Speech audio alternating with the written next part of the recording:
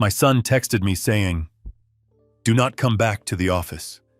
The board has voted. You are out. We are moving on without you." I stared at the screen, my thumb hovering over the keypad. I did not scream. I did not call him to beg. I simply typed one word. Okay. Then I put my phone down on the workbench and initiated a sequence that would turn his entire world dark by sunrise. By the next morning, 46 missed calls lit up my screen, but by then they had already lost everything. I am Harlan West, 78 years old, and if there is one thing I learned from 50 years in the heavy haulage business, it is that you never load a trailer without checking the brakes. My son Preston and his wife Tiffany thought they were driving the company into the future. They did not realize they were driving a runaway truck, and I was the only one who knew where the emergency ramp was. Before I tell you how I dismantled my ungrateful son's empire in less than 24 hours, let me know where you are watching from in the comments below. Hit like and subscribe if you have ever had to stand up to family who mistook your kindness for weakness. It was a Tuesday morning, hot enough to fry an egg on the asphalt of the West Logistics lot in Lubbock, Texas. At 78, most men with my net worth are sitting in air-conditioned country clubs drinking iced tea and complaining about their hips. Not me. I was knee-deep in grease sliding out from under the chassis of a Peterbilt 389. This truck was number one, the first rig I ever bought back in '74. We kept her running for parades and funerals, but I liked to check her bearings myself. The smell of diesel and axle grease is better than any expensive cologne my daughter-in-law tries to buy me for Christmas. I wiped my hands on a shop rag, feeling the satisfying ache in my shoulders. The yard was buzzing.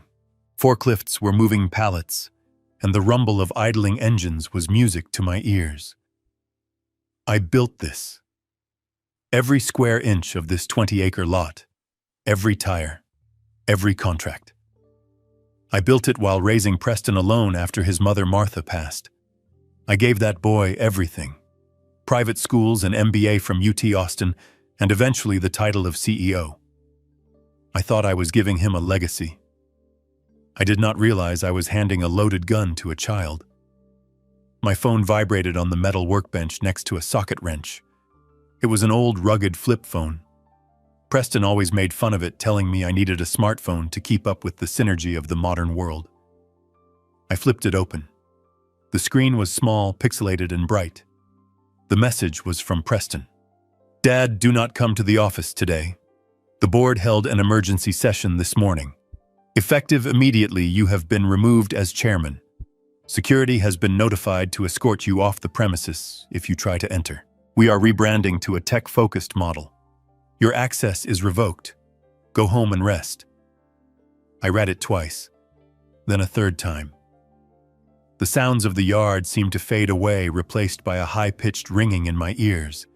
It was not the heat. It was the audacity. Security has been notified. Security, the head of security, was a man named Miller, who I hired when he came back from Iraq, with nowhere else to go. And now my son was telling me that Miller would throw me out of the company I built with my bare hands. My hand started to shake.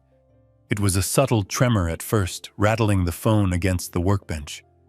A younger man might have mistaken it for fear or shock, but I knew what it was. It was rage. Cold, hard Texas rage. Preston did not even have the courage to tell me to my face. He sent a text message.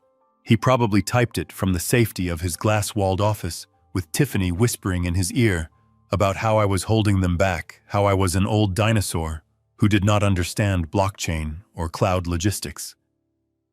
I took a deep breath, inhaling the scent of oil and dust.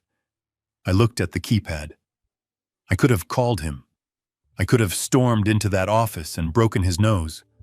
I still had the strength to do it. But shouting is for men who have no power. Silence is for the man who holds the keys. I typed 4 letters. OKAAY. Send. I closed the phone and slipped it into the pocket of my coveralls. I did not go to the main building. I did not go to my office to collect my things. I did not need the picture frames or the awards on the wall. Those were just decorations. The real power was not in that building. I walked over to my personal truck, a Ford F-250 that had seen better days, and climbed in. I tossed the shop rag on the passenger seat. As I drove out of the side gate, I saw the new security guard, a kid I did not recognize, eyeing me suspiciously. Preston moved fast. He must have replaced Miller already. Good. That meant the gloves were off. I did not turn left toward my house. I turned right, merging onto the highway, heading straight for downtown. My destination was First Texas Bank. The drive gave me time to think, which was dangerous for Preston. I remembered the conversation we had last Sunday dinner. Tiffany had been talking about liquidating the heavy haul division. She called it dirty money.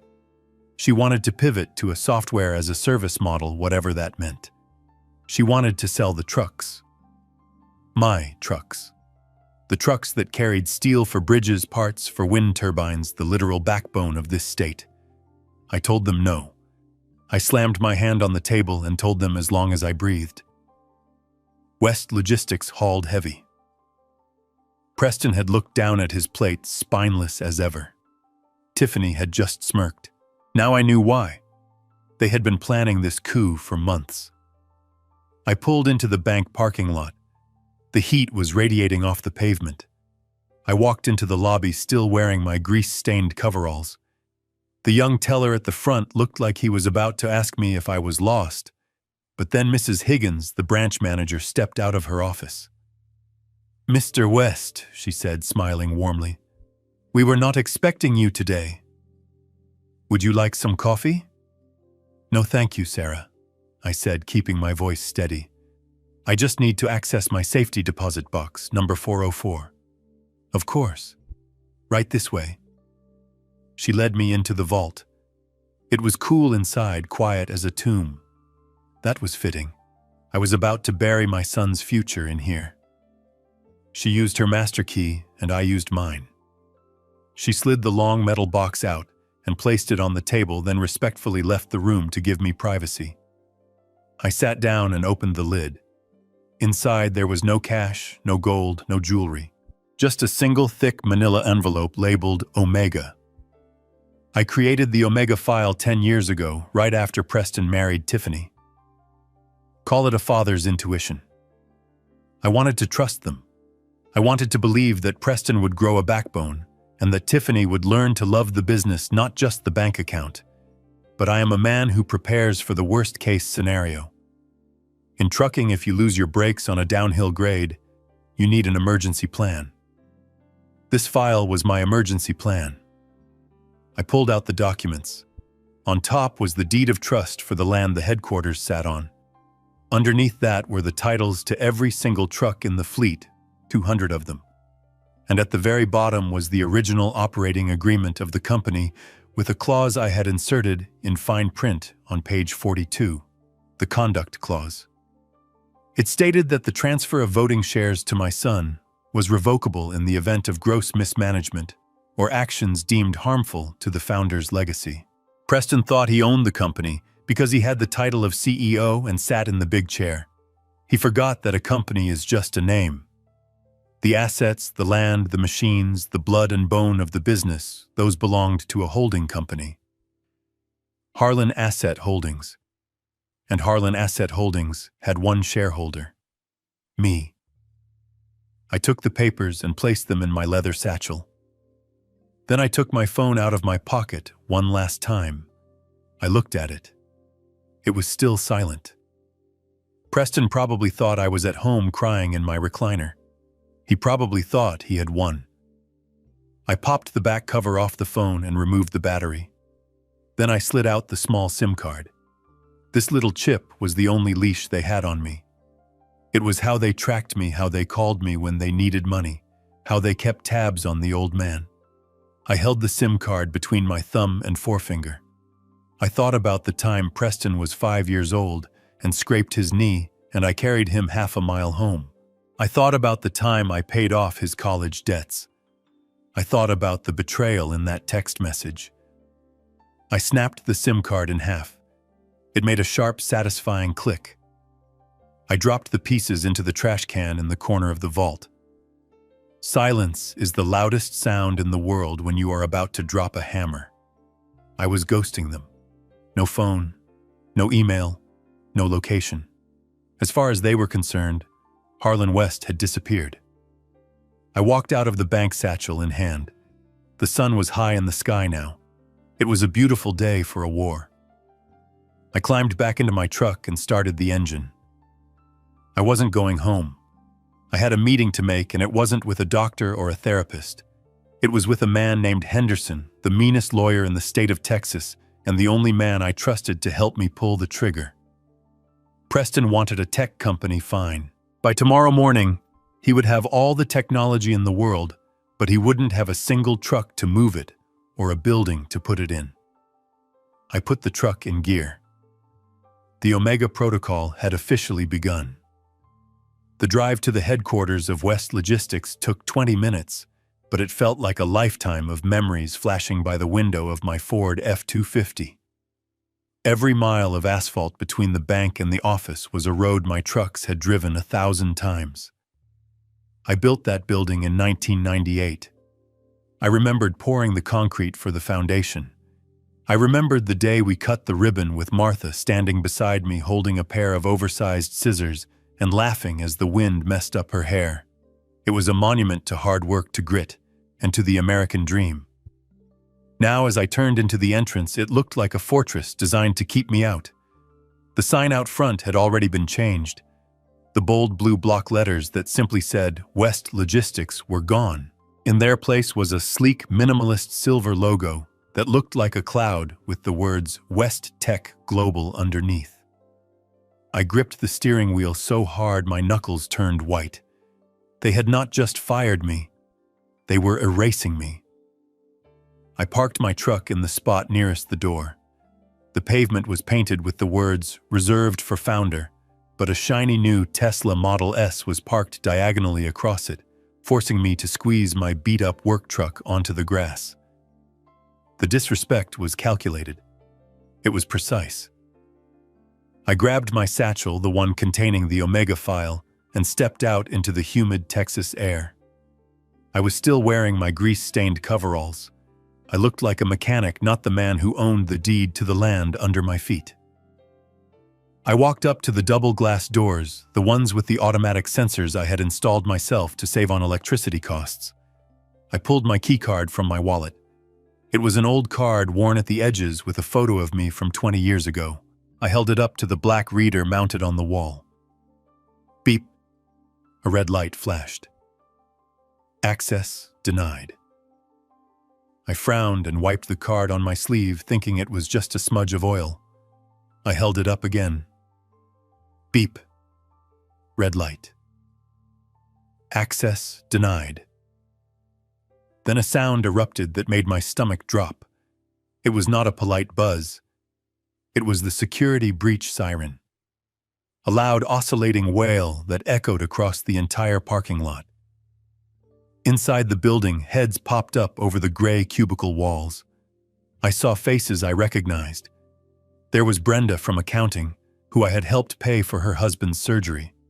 There was Jim from dispatch, who I had hired when he got out of prison, and nobody else would give him a chance. They looked at me through the glass, their eyes wide with confusion and pity. They saw their boss, the old lion, standing outside the door, while a siren screamed at him like he was a common criminal trying to break in. I stood my ground. I did not bang on the glass. I did not shout. I just stood there letting the humiliation wash over me. This was Preston's doing. He wanted to show the staff that the old guard was gone. He wanted to shame me into disappearing. The siren continued to wail for a full minute, drawing every eye in the complex, before it finally cut off, leaving a ringing silence in the air. The automatic doors slid open, but it was not to welcome me. Two men stepped out first. They were not my security team. They were private contractors, young, muscular, wearing tight black tactical shirts and sunglasses, looking like they were ready to take down a terrorist, not a 78-year-old man. Behind them walked Tiffany. My daughter-in-law looked like she had just stepped out of a magazine photo shoot. She was wearing a white tailored suit that cost more than my first 3 trucks combined. Her heels clicked sharply on the concrete as she approached. She stopped 5 feet away from me, maintaining a safe distance as if poverty and old age were contagious diseases. In her hands, she held a small, battered cardboard box. "This is private property, Harlan," she said. Her voice was calm, practiced, devoid of any warmth. "We sent the termination notice to your email. Your access privileges have been revoked. If you refuse to leave, these gentlemen have been authorized to physically remove you." I looked at the 2 guards. They shifted their weight hands, hovering near their belts. I looked back at Tiffany. "Is this necessary?"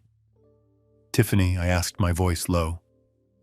"I just came for my things." She smiled, but it did not reach her eyes. "We anticipated that. We packed your personal effects for you. We cannot have unauthorized personnel wandering the floor. It disrupts the workflow." She extended her arms, holding the box out. I stepped forward to take it. It was a heavy box. Inside were the few things that mattered to me in that office. My Vietnam service medals, the Purple Heart I earned in the jungle in '68, and the framed photograph of Martha, the one taken right before the cancer took her, where she was smiling despite the pain. As my hands reached for the box, Tiffany let go. She did not hand it to me. She dropped it. Time seemed to slow down. I watched the box fall the 3 feet between her manicured hands and the hard concrete. It hit the ground with a sickening thud, followed immediately by the sharp, distinct sound of shattering glass. "Oops," Tiffany said. Her tone was flat. "Clumsy me." I looked down. The box had landed on its side. The contents spilled out onto the pavement. My Purple Heart lay in the dirt. The frame holding Martha's picture had cracked right down the middle, a jagged spiderweb of fractured glass obscuring her face. I felt a heat rise in my chest that was hotter than the Texas sun. My hands clenched into fists at my sides. The 2 guards stepped closer, sensing the shift in my energy, ready to pounce if the old man tried anything. Tiffany looked down at the mess she had made and shrugged. "You should really upgrade your storage, Harlan. That frame was ancient. But then again, you hold on to a lot of ancient things, don't you? Like this company. Like your outdated ideas." She took a step back, crossing her arms. "Go home, Harlan. Your era is over. Look at you. You are covered in grease. You are an embarrassment to the brand we are trying to build. This is the digital age. We don't need mechanics. We need visionaries." I stared at the broken glass. For a moment, I thought about the power I had in my satchel. I thought about the Omega file. I could have pulled out the deed right there. I could have told her that she was standing on my land. I could have fired her on the spot. But no, that would be too easy. That would be a temper tantrum. I needed to destroy them completely, and to do that, I needed them to think they had won. I needed them to overextend. Slowly, painfully, I bent my knees. My joints popped audibly in the silence. I crouched down on the hot pavement in front of my daughter-in-law and her hired muscle.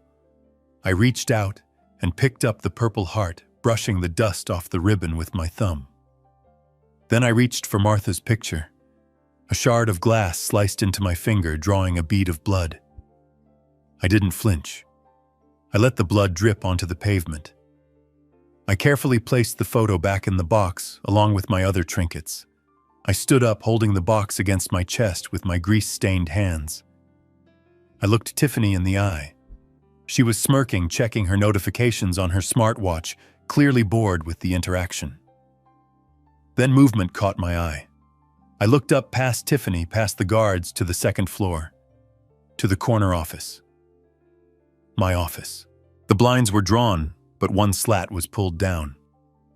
Behind the glass, I saw a face. Preston. My son. He was watching. He was hiding in the shadows of the air-conditioned office, watching his wife humiliate his father in the parking lot. Our eyes locked across the distance. Even from down here, I could see the fear in him. He looked pale. As soon as he realized I saw him, he let go of the blind and stepped back, disappearing into the darkness of the room. He couldn't even face me. He let his wife do the dirty work while he cowered behind the glass.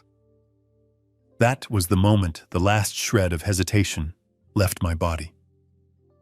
Up until that second, I think a small part of me was still hoping for an apology, hoping he would run out the door and stop this. But he didn't. He hid. I turned my attention back to Tiffany. She was tapping her foot. "Are we done here?" she asked. "I have a Zoom call with investors in 5 minutes." I adjusted the box in my arms. I looked at the sleek building, the new logo, the Tesla, and the woman who thought she was the future. Digital age. I repeated, my voice rough like gravel in a mixer. "You keep talking about numbers, Tiffany. About efficiency. About modernizing." I took a step closer to her. The guards tensed, but I didn't raise a hand. I just leaned in so only she could hear me. "I hope you are good at math," I whispered. She frowned, confused. "Excuse me? I hope you are good at math," I said louder this time, letting my voice carry to the employees watching from the windows. "Because when you subtract the assets from the liabilities and you divide by zero loyalty, you don't get a profit, Tiffany. You get a remainder. And right now you are standing on a remainder." I didn't wait for her to respond. I turned my back on her. I walked to my Ford F-250, threw the box of broken memories onto the passenger seat, and climbed in.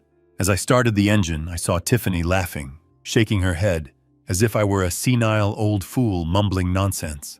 She turned and walked back toward the glass doors, her high heels clicking, confident that she had just taken out the trash. She had no idea. I put the truck in reverse and backed out. I checked the time on the dashboard clock. It was 1 o'clock in the afternoon. I had about 4 hours before the banks closed. 4 hours to prepare the battlefield. My phone was still in my pocket, dead and broken without its SIM card. But as I drove away from the company I built, I didn't feel lonely. I felt focused. The humiliation in the parking lot had clarified everything. They wanted a war, they just got one. But they were fighting with slide decks and buzzwords. I was about to fight with leverage and debt. I turned onto the main road and headed toward my house. I needed to wait for Preston's call. The fake apology call. The one where he would try to smooth things over with a lie. I knew it was coming. It was part of their script. But what they didn't know was that I had already rewritten the ending. The first domino had fallen. Now I just had to wait for the lie. The house was quiet when I walked in, that heavy, suffocating silence that only exists in a home where children used to laugh, but now only ghosts remain. I threw my keys on the counter and walked into the kitchen. My cell phone was dead in my pocket, the SIM card snapped in two, but I knew they would find a way to reach me. They needed to make sure the old dog was staying in the yard. Right on cue, the landline on the wall began to ring. It was a beige rotary phone I had kept since 1985. Preston used to play with the cord while I cooked dinner. Now that same cord felt like a noose they were trying to tighten around my neck. I let it ring 3 times, 4 times. I poured myself a glass of water from the tap, taking a slow sip, before I finally reached out and lifted the receiver. "Hello," I said. "Dad." "Is that you?" It was Preston. His voice was breathless, pitched high. If I didn't know better, I would have thought he was crying. It was a performance. I could hear the hesitation, the calculated pauses he had probably rehearsed in the mirror. "Preston," I said. "Oh God. Dad, I am so sorry about what happened at the lot today. Tiffany, she just gets so protective of the brand. She didn't mean to drop your things. It was an accident." I leaned against the counter, watching a fly buzz against the window screen. An accident. just like it was an accident when they forgot my birthday last year. Just like it was an accident when they moved my office to the basement 3 months ago. "Why are you calling Preston?" I asked. "I just wanted to explain, Dad. You have to understand the pressure we are under. The investors, they are worried. They look at the market trends and they see a 78-year-old chairman and they get nervous.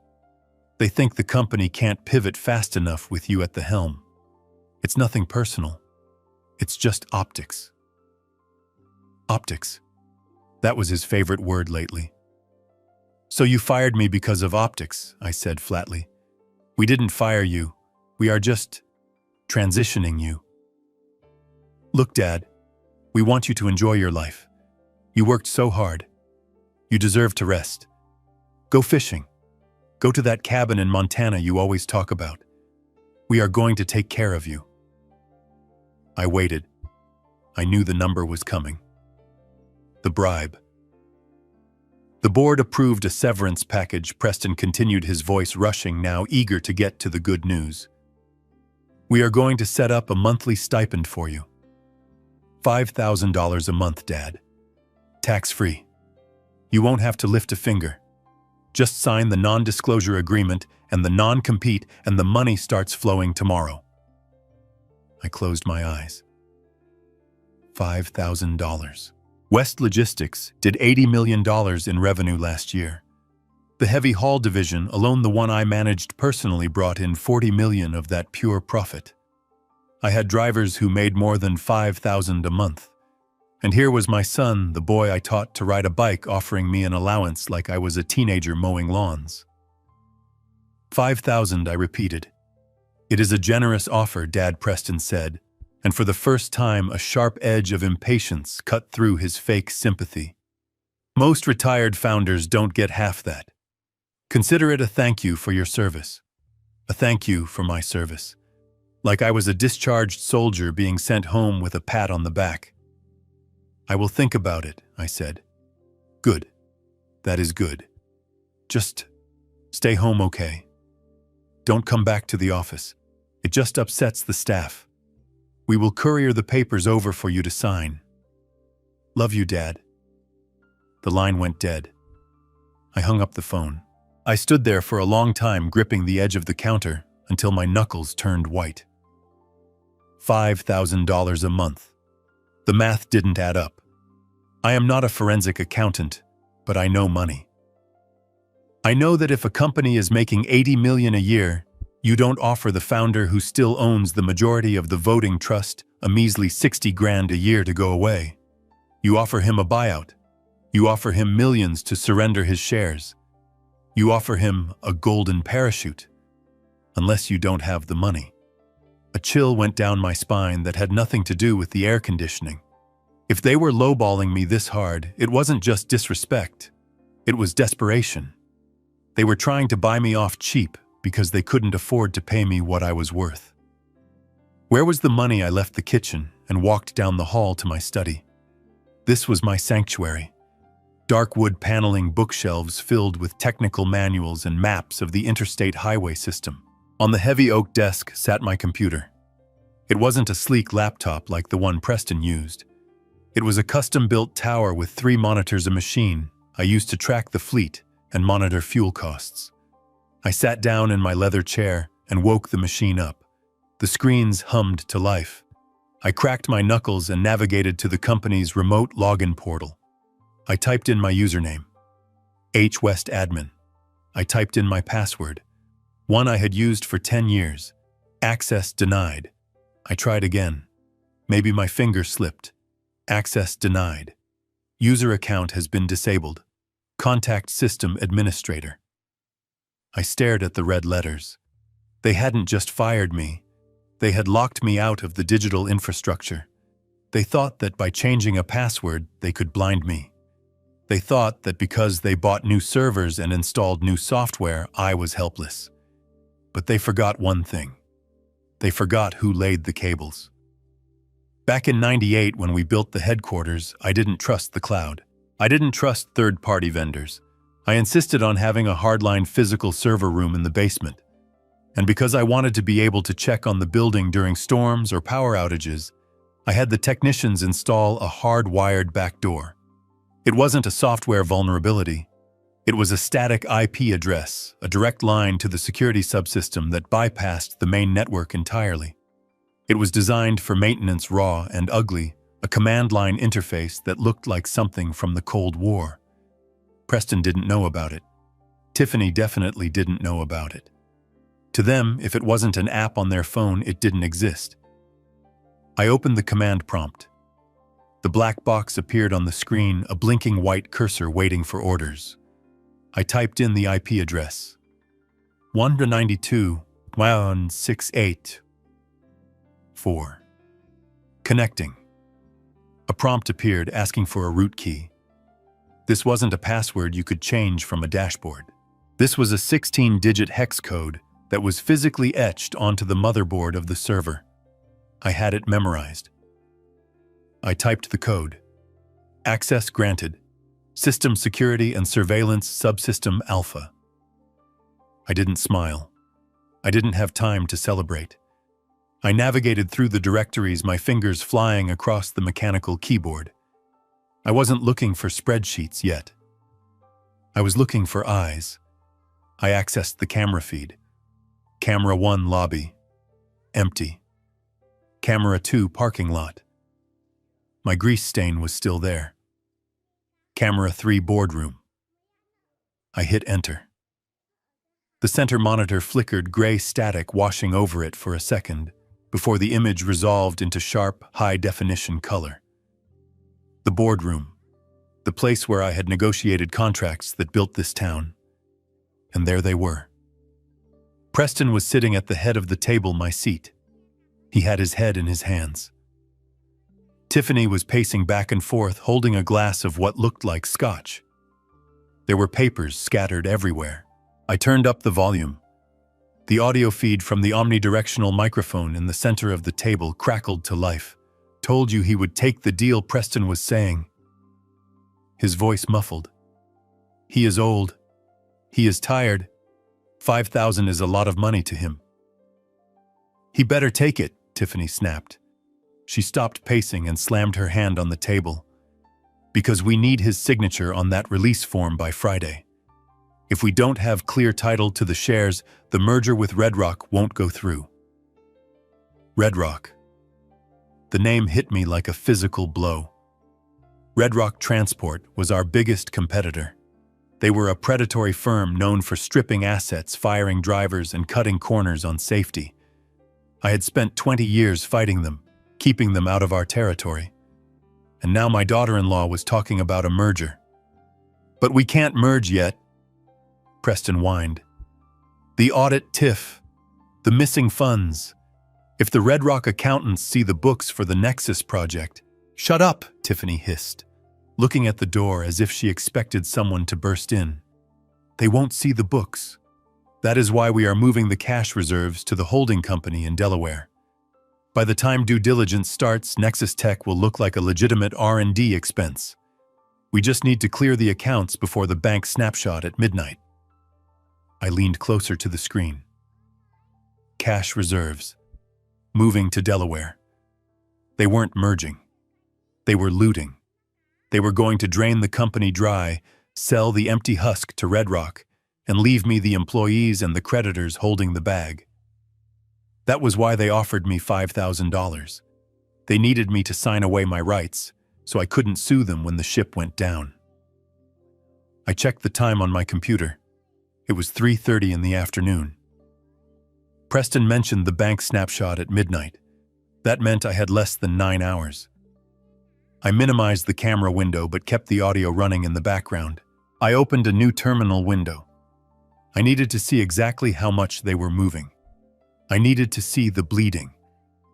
I typed in a new command querying the internal accounting logs. The text scrolled by faster than most people could read, but I saw the numbers. Pending transaction, up to $15,000, recipient Nexus Tech LLC. Status awaiting final authorization. $15 million. That was our entire operating capital. That was the money for fuel, for tires, for payroll. If that money left, the account checks would bounce by Friday. The company would be insolvent instantly. I sat back in my chair. My heart was hammering against my ribs, but my mind was crystal clear. Preston said I was too old. Tiffany said I was obsolete. They thought I was sitting at home grateful for their charity. I reached into my drawer and pulled out a fresh notepad. I picked up a pen. They wanted a signature, I would give them a signature. But it wasn't going to be on a release form. I reached for the phone again. Not to call Preston. I dialed a number I hadn't used in years, but I knew he would answer. "Henderson," I said when the line clicked open. Harlan, the voice on the other end, rasped. It sounded like gravel and whiskey. "I haven't heard from you since the ribbons were cut." "Dust off your suit, Saul," I said. "We have a breach of contract. And bring the foreclosure papers." "Foreclosure? On who? On my son?" I hung up. On the screen, Tiffany was pouring herself another drink. She looked confident. She looked victorious. "Enjoy that drink, sweetheart," I whispered to the monitor. "It is going to be the most expensive scotch you ever had. $15 million. The number sat on my computer screen, glowing in neon green against the black background of the command terminal. It was a number that represented 40 years of sweat-missed birthdays and broken bones. It was the liquidity that kept West Logistics alive during the recessions of 2008 and 2020. And now it was sitting in a digital queue, waiting for a final authorization key to vanish forever into the ether. I leaned closer to the monitor, my eyes narrowing as I dissected the transaction details. The recipient was Nexus Tech LLC. The address listed was a generic post office box in Wilmington, Delaware. I knew exactly what that meant. Delaware is the capital of corporate anonymity. You can set up a shell company there in 20 minutes without ever putting your name on a public document. It is a black hole for money. If that $15 million left my company's operating account and landed in Nexus Tech, it would be washed, tumbled, and moved offshore before the sun came up tomorrow. I typed a command to query the metadata of the transfer request. I needed to know who initiated it. The system processed for a second before spitting out a user ID. PAWest CEO, my son. Preston had authorized the transfer using his executive credentials, but as I looked at the timestamp, something didn't sit right. The request was created 3 weeks ago, but it had been modified just 2 hours ago. The modification was an override of the standard accounting protocols, bypassing the CFO's approval. Preston didn't know how to do that. He barely knew how to use Excel. Someone else had guided his hand. Someone who knew exactly how to dismantle a company from the inside out. I reached for the phone again. My hand was steady, but my heart was beating a slow, heavy rhythm against my ribs. I dialed Henderson. It was late past dinner time, but Henderson was the kind of lawyer who slept with his phone on his chest. He answered on the second ring. "I found the leak, Saul," I said, skipping the pleasantries. "They are moving the reserves. 15 million to a shell in Delaware called Nexus Tech. I need you to run a skip trace on the registered agent. I need to know who is behind the curtain." I heard the rustle of papers and the click of a keyboard on the other end. Henderson didn't ask questions. He just worked. While he typed, I kept my eyes on the surveillance feed in the corner of my screen. In the boardroom, the celebration was dying down. Preston was looking at his watch, looking nervous. Tiffany was on her phone, typing furiously. She looked like a predator waiting for a trap to spring. It took Henderson 4 minutes. 4 minutes to unravel a lie they probably spent months constructing. Harlan Henderson's voice came through the speaker, low and gravelly. "You are not going to like this. Nexus Tech isn't just a blind shell." I pulled the initial incorporation filings. They were sloppy. They used a registered agent who shares an address with a residential property in Boca Raton, Florida. "Who owns the property?" I asked, though I already had a sinking feeling in my gut. The deed belongs to a woman named Linda D'Amato, Henderson said. I closed my eyes. Linda D'Amato, Tiffany's mother, the woman who had worn a red dress to my son's wedding and complained that the champagne wasn't French enough. It is embezzlement, Saul, I said, my voice barely a whisper. It isn't a strategic pivot. It isn't a tech investment. They are stealing the cash reserves and funneling it to her family. It is worse than embezzlement, Harlan Henderson replied. It is wire fraud. It is conspiracy. And since Preston used his credentials to authorize the transfer, he is the one who is going to go down for it. Tiffany kept her name off everything. If the feds look at this, they will see your son robbing the company blind, and his wife will look like an innocent bystander who just happens to have a wealthy mother.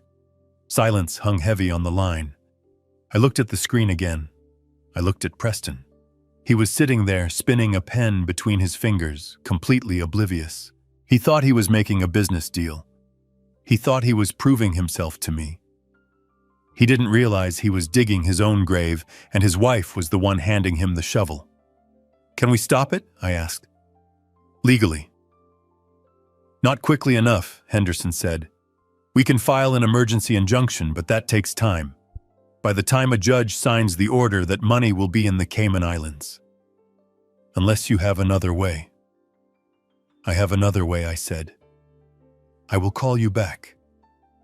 I hung up the phone and sat back in the darkness of my study. The glow of the monitors was the only light in the room. I swiveled my chair away from the digital crime scene and looked at the bookshelf against the wall. There, nestled between a manual on diesel engine repair and a model of a Peterbilt truck, was a framed photograph. It was an old photo, faded by the sun. It was taken 30 years ago. I was younger then, my hair still black, my back straight. I was crouching down next to a 12-year-old Preston. We were by the lake and he was holding up a bass he had just caught. It was a tiny fish, barely legal size, but the smile on his face was wide and genuine. He looked at me with so much trust in that picture. He looked at me like I was Superman. I reached out and picked up the frame. I ran my thumb over the glass. Where had that boy gone? When did he become this weak, easily manipulated man who would sell his father's legacy for a pat on the head from a woman who didn't love him? I felt a tear well up in my eye, hot and stinging. I quickly wiped it away. This wasn't the time for grief. This was the time for surgery. I was facing the hardest decision of my life. If I let this transaction go through, the company would die. The employees would lose their jobs. But Preston might get away with it for a while. He would have the money. He would have the lifestyle Tiffany promised him, until the IRS caught up, until the creditors came knocking. Then he would go to federal prison for 10 years. He wouldn't survive a week in prison. He was too soft. But if I stopped him now, I would have to destroy him. I would have to humiliate him. I would have to take away his title, his money, his house, and his pride. I would have to prove to the world that he was incompetent. I would have to break his heart to save his life. I looked at the boy in the photo one last time. I remembered teaching him how to drive a stick shift. I remembered telling him that a man is only as good as his word. Somewhere inside that suit-wearing executive, my son was still in there.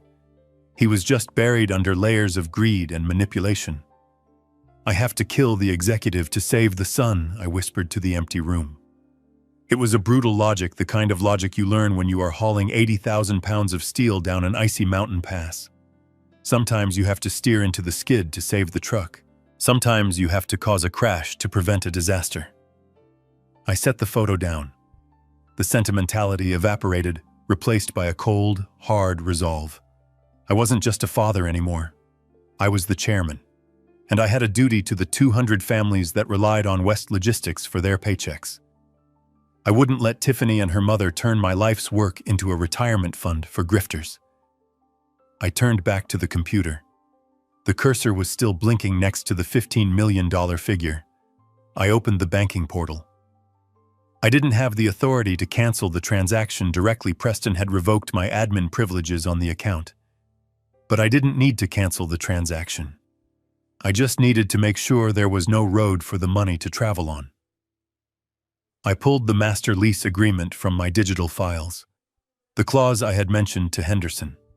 The nuclear option.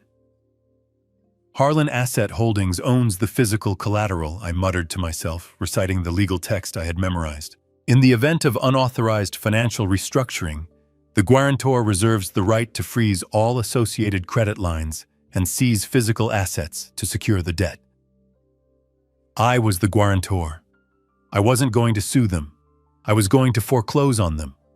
I was going to pull the rug out so hard they wouldn't know they had fallen until they hit the floor. I started typing the notification email to the bank's risk management department. I attached the proof of the suspicious transfer to Nexus Tech. I attached the affidavit Henderson had just sent me regarding the ownership of the shell company. And finally, I attached the kill switch order, a formal demand to freeze the corporate line of credit immediately. It was 3:55 p.m. The bank closed at 4 Hijro p.m. I hit send. The email swooshed away. I sat there watching the clock tick. 3:56, 3:57. At 3:59, my phone buzzed. It was an automated alert from First Texas Bank. Alert credit facility West Log 01 has been suspended. All pending outbound wire transfers have been halted, pending review. I let out a breath I didn't know I was holding. The $15 million was stuck. It was trapped in the pipe. Tiffany wouldn't get her payday. But the war wasn't over. I had stopped the money, but they still had the building. They still had the trucks. They still thought they were in charge. I looked at the surveillance feed. Preston was smiling, shaking hands with the CFO, thinking the deal was done. He had no idea he was already dead in the water. Now came the hard part. The physical dismantling. I picked up the phone again. It was time to call Mike. It was time to turn off the lights. The Ghost Fleet protocol was next. If they wanted to play games with invisible money, I was going to show them what happens when invisible trucks stop moving. I stood up and walked to the window, looking out at the Texas sunset. It was blood red. Fitting. "I am sorry, Preston," I said to the glass. "This is going to hurt you more than it hurts me. But one day you will thank me." I turned off the lights in the study, plunging the room into darkness, leaving only the blinking cursor of the terminal as a silent witness to the carnage that was about to unfold. The sound of gravel crunching under tires announced Henderson's arrival before I even saw his headlights. He drove a 1985 Lincoln Town Car, a vehicle as stubborn and heavy as the man driving it. I met him at the door. Saul Henderson was 75, wore suspenders that looked older than my son, and carried a leather briefcase that had seen the inside of more courtrooms than most judges. He didn't offer a handshake. He just walked past me into the study, smelling of cigar smoke and Old Spice, and dropped the briefcase onto my desk with a heavy thud. We didn't waste time with small talk. Henderson knew exactly why he was here. He snapped the latches open and pulled out a stack of documents bound in blue legal covers. These weren't digital files. These were the original physical contracts signed in wet ink 10 years ago, the day I supposedly handed over the reins to Preston. Preston had likely never read them. He was too busy looking at the revenue projections to worry about the fine print. But Henderson and I had spent 3 weeks drafting that fine print. Henderson spread the documents out on the oak desk. He pointed a thick, callous finger at the top document.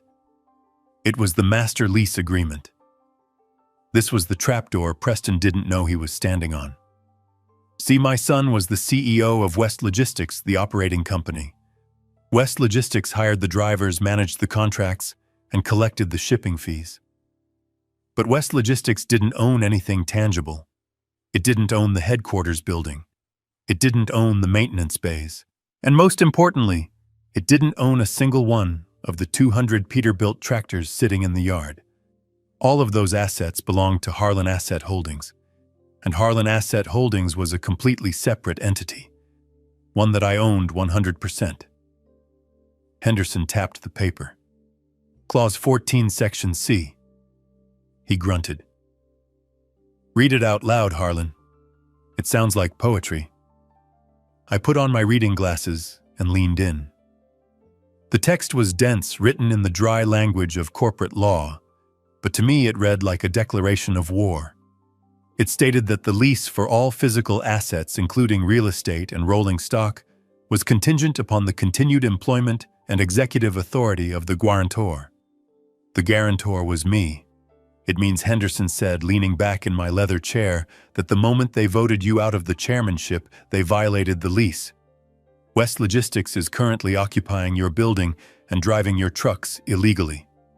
They are squatters, Harlan, and you have the right to evict them. I looked at the document.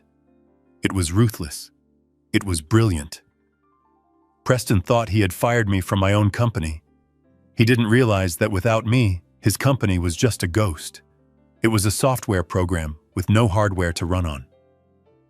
We moved to the next document, the Fleet Utilization Agreement. This was even deadlier. It stated that if the lessee West Logistics engaged in any financial malfeasance or unauthorized asset transfers, the lessor me had the right to immediately immobilize the fleet to preserve the value of the collateral. Henderson looked at me over the rim of his glasses. The unauthorized transfer to Nexus Tech. That is your trigger. They tried to move $15 million. That is a material breach of contract. You don't just have the right to stop them. You have a fiduciary duty to stop them.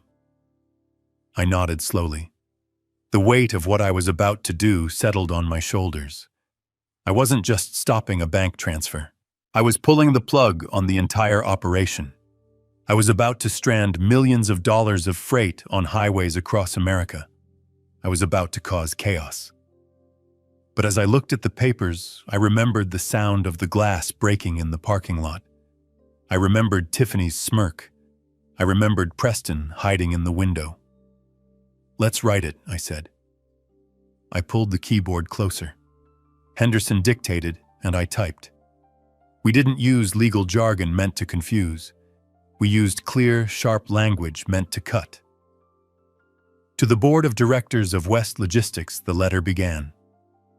Reference is made to the Master Lease Agreement dated July 12, 2014.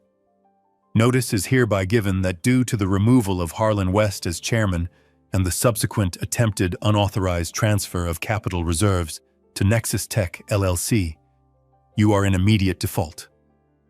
My fingers flew across the keys.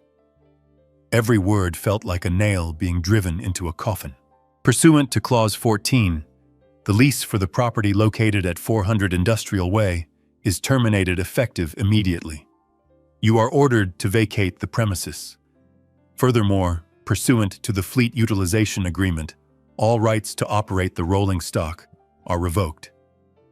I stopped typing and looked at Henderson. Is that enough? He shook his head and pulled a cigar from his pocket, though he didn't light it. Not yet. You need to hit them where they breathe. The money. If they have access to the credit line, they can rent other trucks. They can fight you in court for months. You need to starve them out tonight. I opened a new window. This was the email to the bank, specifically to the Risk Management Division of First Texas Bank. I had been banking with them for 40 years. I knew the VP of Risk, a man named Sterling, personally. We played poker on Thursdays. But this wasn't a friendly email. This was a formal demand. Subject: immediate freeze of credit facility, West Logistics. I attached the drafted notice of default. I attached the evidence of the Nexus Tech transfer. And then I wrote the body of the email. As the personal guarantor of the $20 million revolving credit line for West Logistics, I am formally notifying the bank of a material adverse change in the borrower's condition. I am revoking my guarantee. Freeze the line. Dishonor any outbound checks presented after 4:00 p.m. today. I looked at the clock on the wall. It was 3:52 in the afternoon. The bank closed at 4. If I sent this now, Sterling would see it. He would have to act. Bank regulations were strict. If a guarantor pulls out and alleges fraud, they have to lock the account down to protect the bank's exposure. It is automatic. It is instantaneous. Preston and Tiffany were probably popping champagne right now. They thought they had until tomorrow to move the money. They thought they had time to cover their tracks. They didn't know that the ceiling was about to collapse on them in 8 minutes. My mouse hovered over the send button. Henderson stood up and walked to the window, looking out at the long driveway. He didn't say anything. He knew this was hard. He knew I was effectively bankrupting my own son. But he also knew that if I didn't do this, Preston would go to jail for what Tiffany was making him do. This was the only way to save him from himself. I thought about the drivers out on the road. Men like Mike who had families to feed. This freeze would hurt them too. Their fuel cards might stop working tonight. But I had a plan for them. I would take care of my people. I always did. It was the parasites in the executive suite I was exterminating. 3:58. I took a deep breath. The air in the study felt thin electric. "Goodbye, West Logistics," I whispered. I clicked send. The screen refreshed. Message sent. I imagined the scene at the bank headquarters downtown. I imagined the alert popping up on Sterling's screen. I imagined the panic as the risk officers scrambled to hit the kill switch before the clock struck 4. And then I imagined the scene at my old office. At 4:01 p.m. they would try to swipe a corporate card for dinner. Declined. At 4:05 p.m. the CFO would get a call from the bank telling him the payroll account was locked. By 4:10 p.m. the realization would set in. They had no money. They had no building. They had no trucks. I sat back in my chair and took off my glasses. My hands were trembling slightly, just like they had in the workshop this morning. But this time it wasn't rage. It was adrenaline. It was the feeling of a heavy load finally being secured. Henderson turned back from the window. "It is done," he said softly. "It is done," I replied. The bank was closed. The trap was sprung. Preston and Tiffany were locked in a cage of their own making, and they wouldn't even realize the door was shut until they tried to walk out. Now all we had to do was wait for the sun to go down. The Ghost Fleet protocol was next. If they thought losing the money was bad, wait until they saw 200 trucks disappear into thin air. I stood up and walked to the kitchen to pour 2 glasses of whiskey. One for me and one for Henderson. We had a long night ahead of us. The war had just begun. The sun had finally surrendered to the horizon, leaving the Texas sky a bruised purple before fading into absolute black. It was 8 o'clock at night. In the silence of my study, the only light came from the glowing embers of a cigar I shouldn't be smoking, and the hum of my computer tower. The whiskey in my glass was untouched.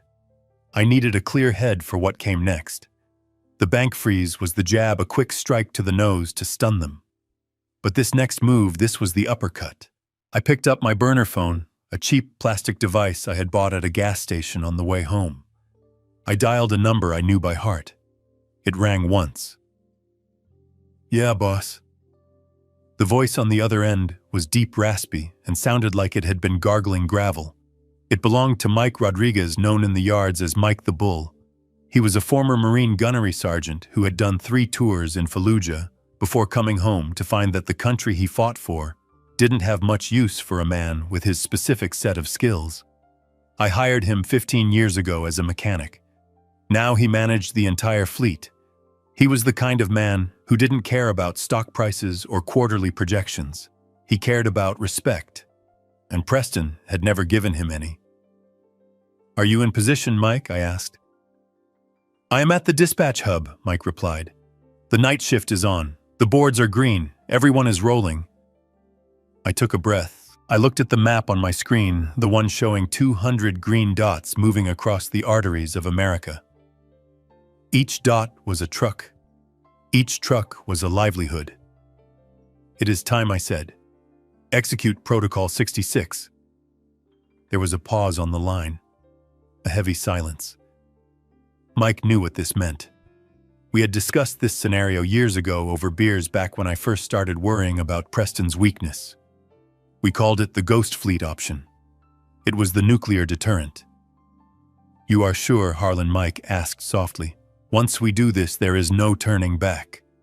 The reputation of the company takes a hit tonight." "The company is already dead, Mike," I said, my voice hardening. "We are just saving the parts. Do it. Understood. Out." The line clicked dead. I put the phone down and turned my attention to the large monitor on my left. This screen mirrored the main logistics dashboard at the headquarters. It was the pride and joy of the new IT director Preston had hired. It showed real-time GPS telemetry fuel consumption and estimated arrival times for every single load. For a minute, nothing happened.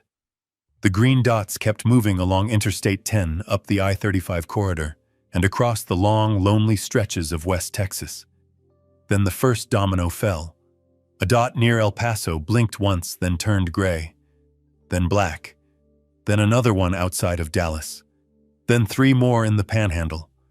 It wasn't a glitch. It was a synchronized shutdown. Mike the Bull had just sent a priority broadcast message to every driver's cab terminal. The message was simple and coded. It told them that the company's insurance had been voided due to executive malpractice and that they were to pull over immediately at the nearest safe haven, secure their cargo, and shut down their engines until they heard from Harlan West personally. I watched the screen with a grim fascination. It was like watching a city go dark during a power outage.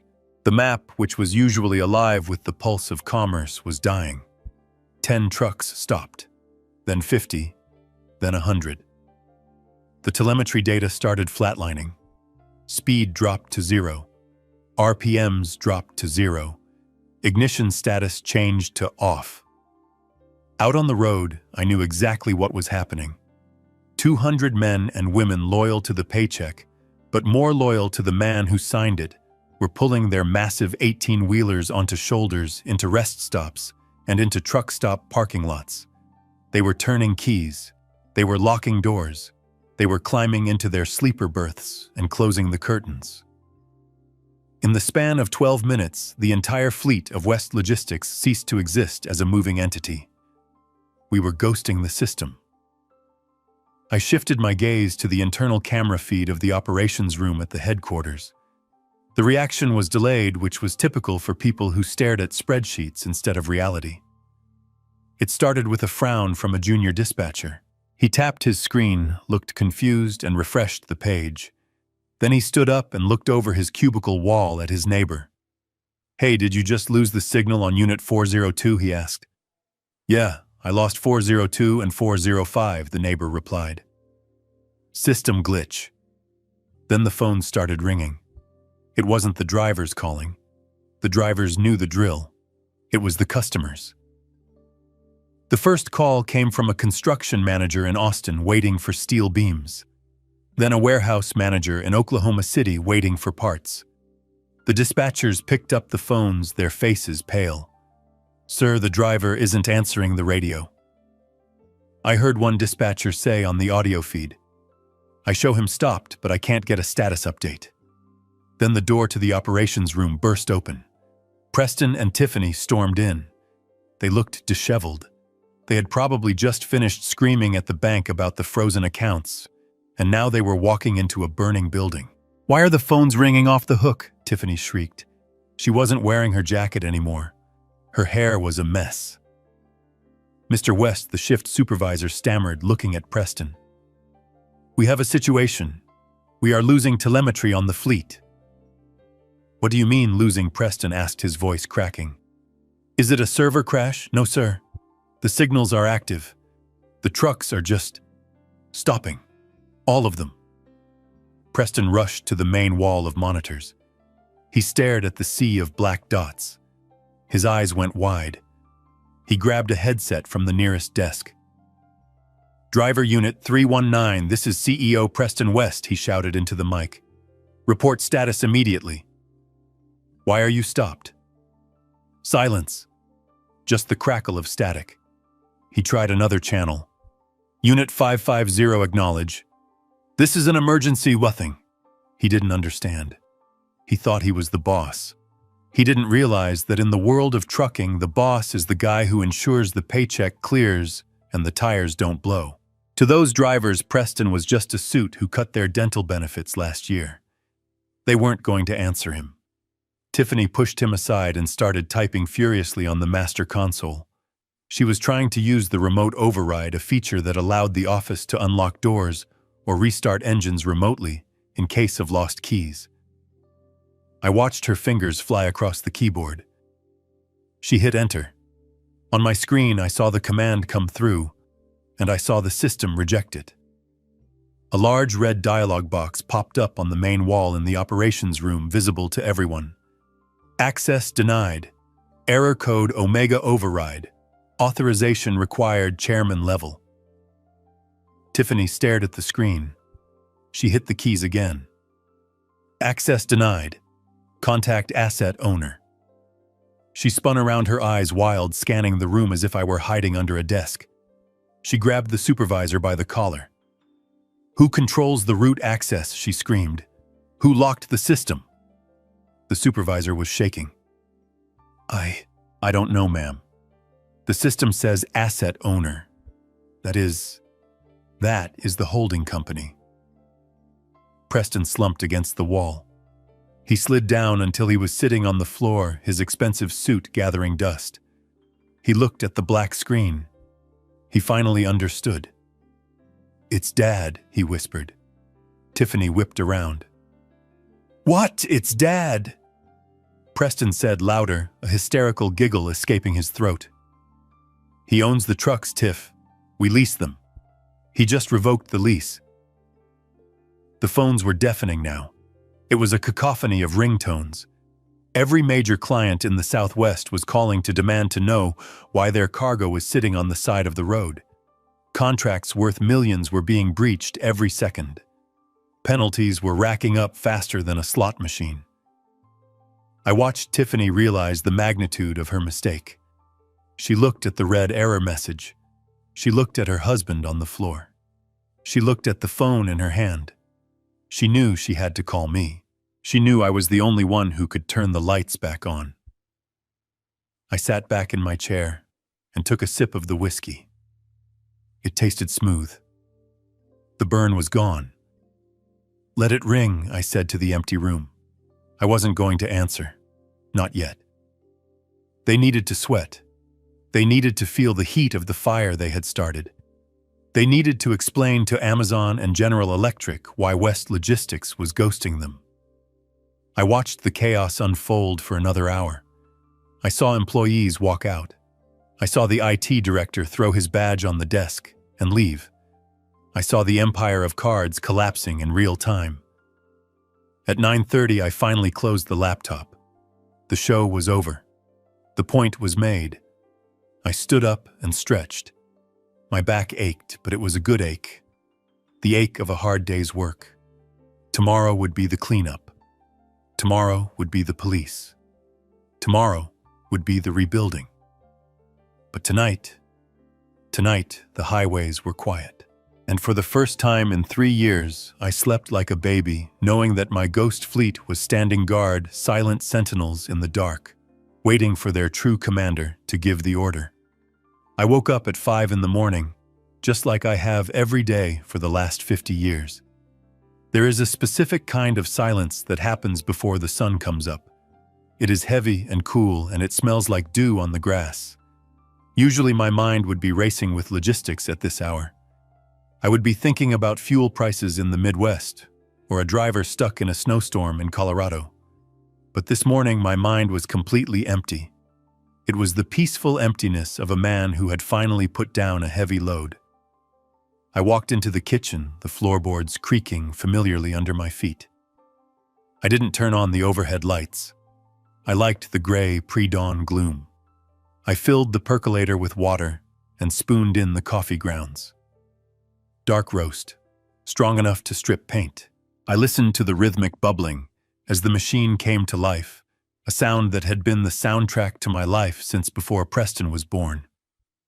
While the coffee brewed, I put 2 slices of sourdough bread in the toaster.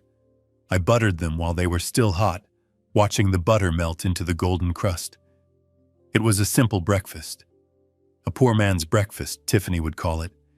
She was probably used to avocado toast and mimosas by now. Or at least she was yesterday. Today I doubted she had much of an appetite. I sat down at the small wooden table in the breakfast nook. I placed my burner phone on the table next to my plate. I hadn't turned the ringer on. I didn't want the noise to disturb my morning, but I left it face up. The screen was black for about 10 seconds. Then it lit up. Preston West calling. I watched the name dance across the screen. I didn't reach for it. I just took a bite of my toast and chewed slowly, savoring the crunch. The screen went dark. Then it lit up again immediately. Preston West calling. He was persistent. I could imagine him on the other end.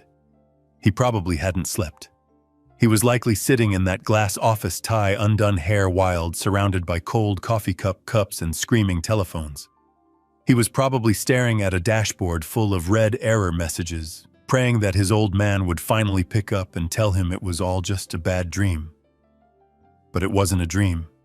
It was a lesson. I took a sip of my coffee. It was hot and bitter, just the way I liked it. The phone buzzed against the wood table again. This time the name changed. Tiffany West calling. I let out a short, dry chuckle. She must be desperate if she was calling me. Yesterday I was an embarrassment. Yesterday I was a relic to be discarded. Today, suddenly, I was the most important person in her world.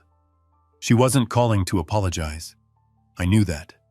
She was calling to threaten. She wanted to scream at me. She wanted to tell me I was illegal, that I was crazy, that she would sue me into oblivion.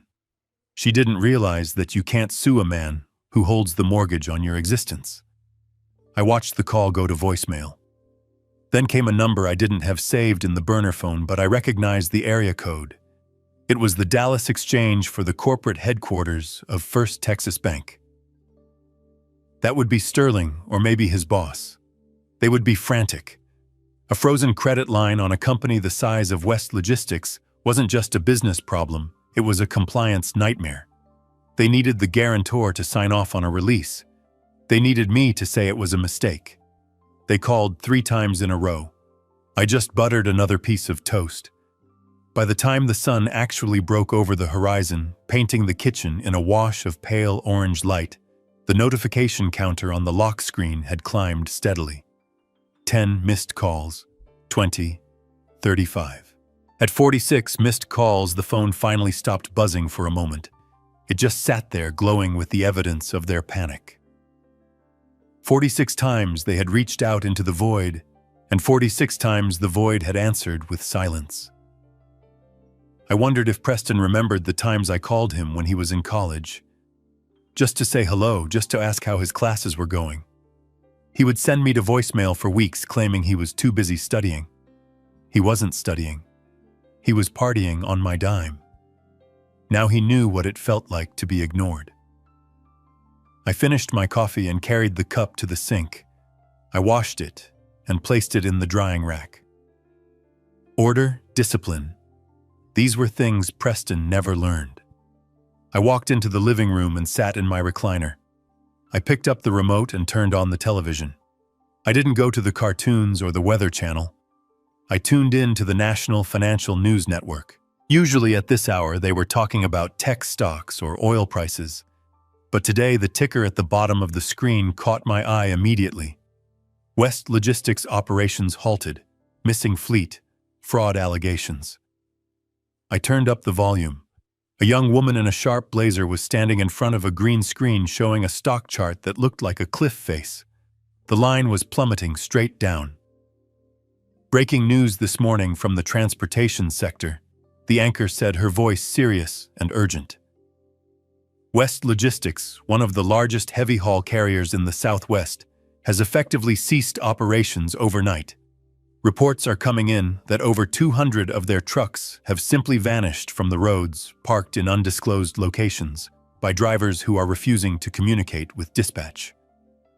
The screen cut to footage taken from a helicopter. It showed the West Logistics headquarters.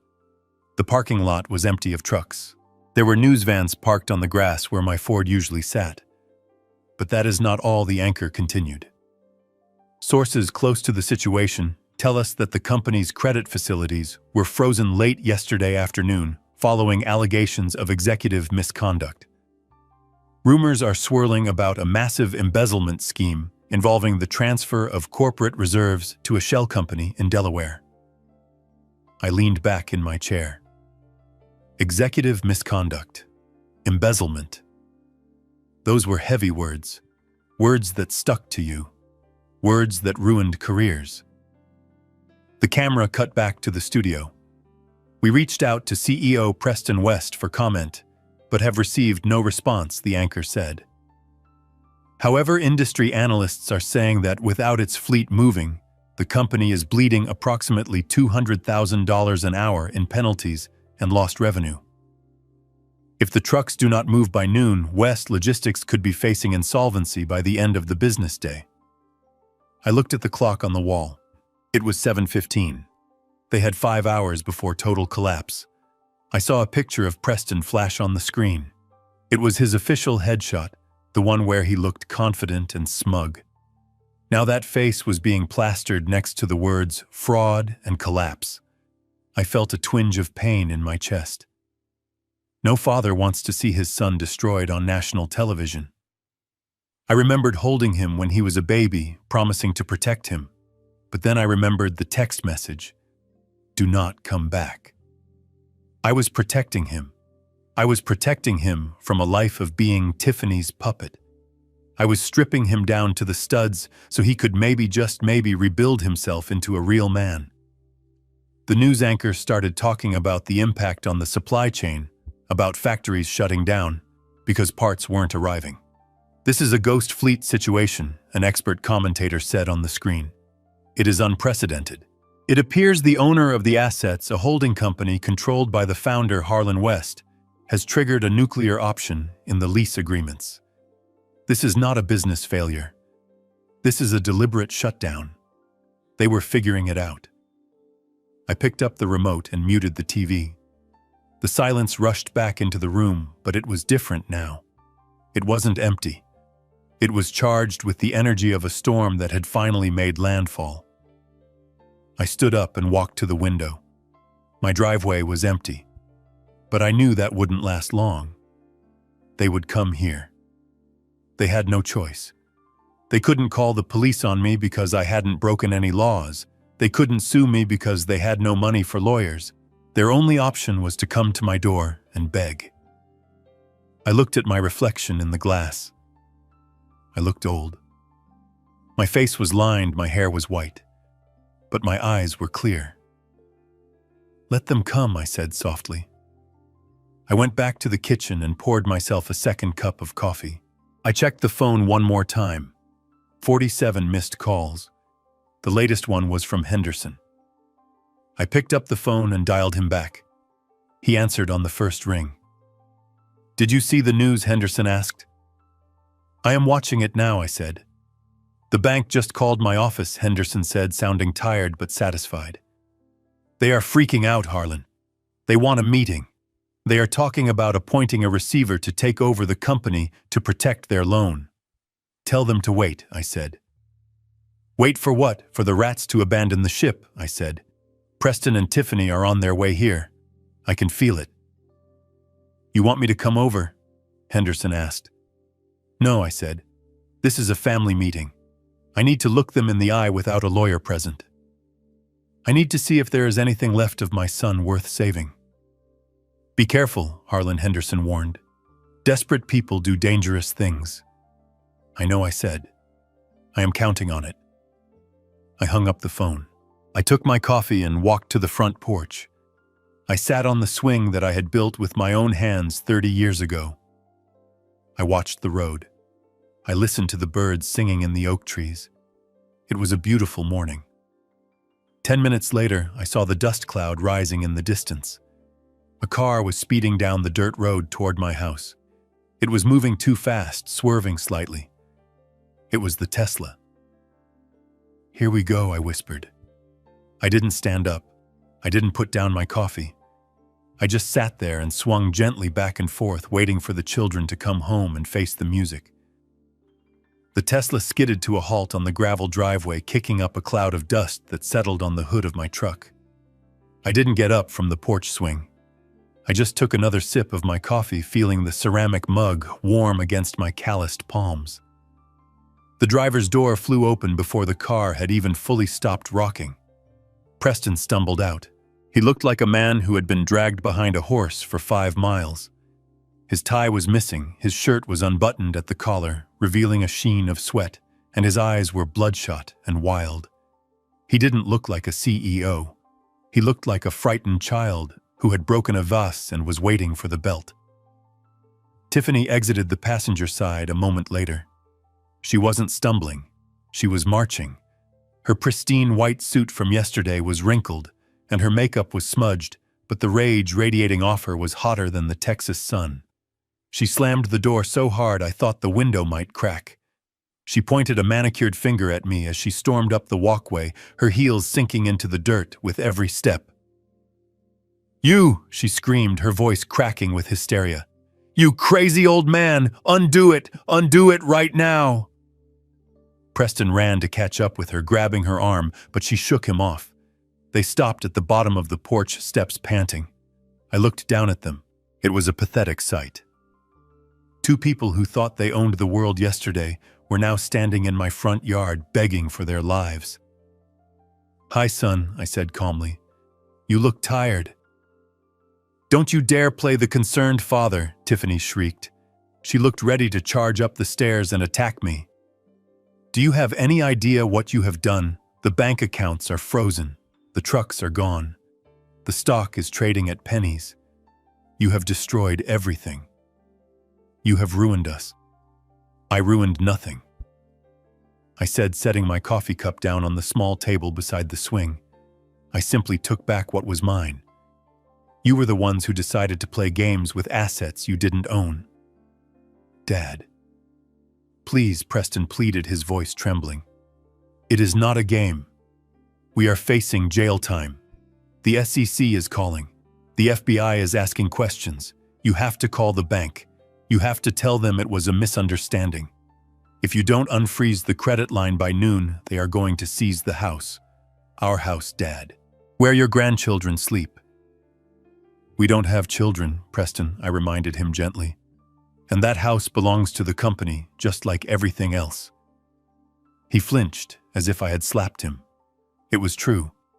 They had been trying for years or so, they said, but Tiffany was always too busy with her career, too busy building her brand. Now I wondered if that was a lie, too. I stood up slowly, my knees was popping. I walked to the edge of the porch and leaned against the railing, looking down at my daughter-in-law. She wasn't looking at me with fear. She was looking at me with pure, unadulterated hatred. "I am going to sue you," she hissed. "I am going to sue you for breach of fiduciary duty.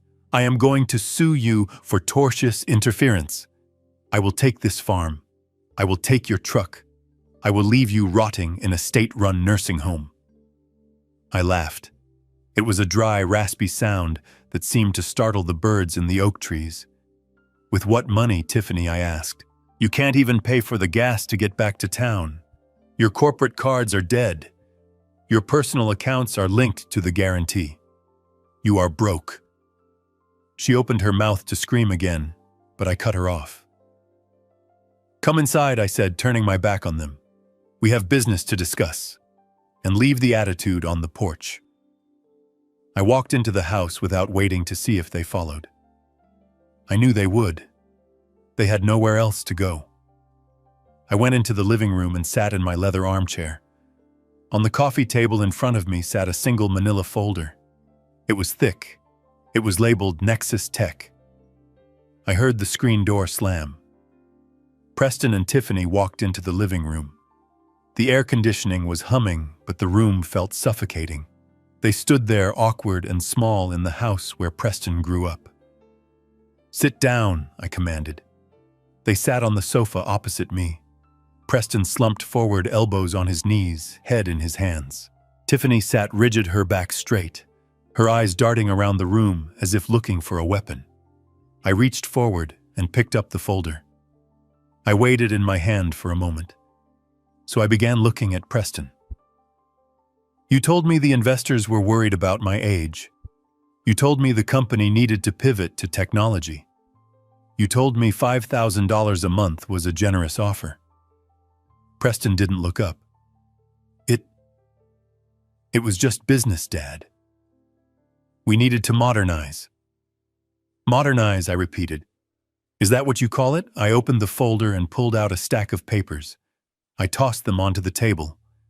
They slid across the polished wood and stopped right in front of Preston. "Is stealing $15 million part of modernization?" I asked. Preston looked up confused. "What?" "The transfer to Nexus Tech," I said. $15 million in cash reserves. You authorized it yesterday. Or at least your credentials did." Preston blinked. That was for the software acquisition. Tiffany said we needed to buy the IP before the merger. It was a standard asset purchase. I looked at Tiffany. She wasn't looking at the papers. She was staring at me. Her face pale and tight. She knew. She knew exactly what was in that folder. "Software acquisition," I said, letting the words roll around in my mouth like a bad taste. "Is that what she told you, son?" I pulled out another document. This one was the deed Henderson had found. "Nexus Tech isn't a software company." "Preston," I said, my voice dropping to a low growl. "It is a shell company registered to a residential address in Boca Raton, Florida." Preston frowned. "Boca Raton. Who lives in Boca Raton?" I looked at Tiffany. "Do you want to tell him, or should I?" Tiffany stayed silent, her jaw clenched so tight I could see the muscles jumping in her cheek. "Tell me what." Preston looked between us, panic rising in his chest. "The house belongs to Linda D'Amato," I said. Preston froze. He looked at his wife. "Your mother, Tiffany, didn't move." Why would we be sending $15 million to your mother?" Preston asked, his voice barely a whisper. "Because she wasn't buying software, Preston," I said. "She was cashing out. She was taking the money and running." I tossed the final document onto the table. It was a printout of an email chain Henderson's private investigator had intercepted. It wasn't easy to get, but money talks, and Henderson knew the right people.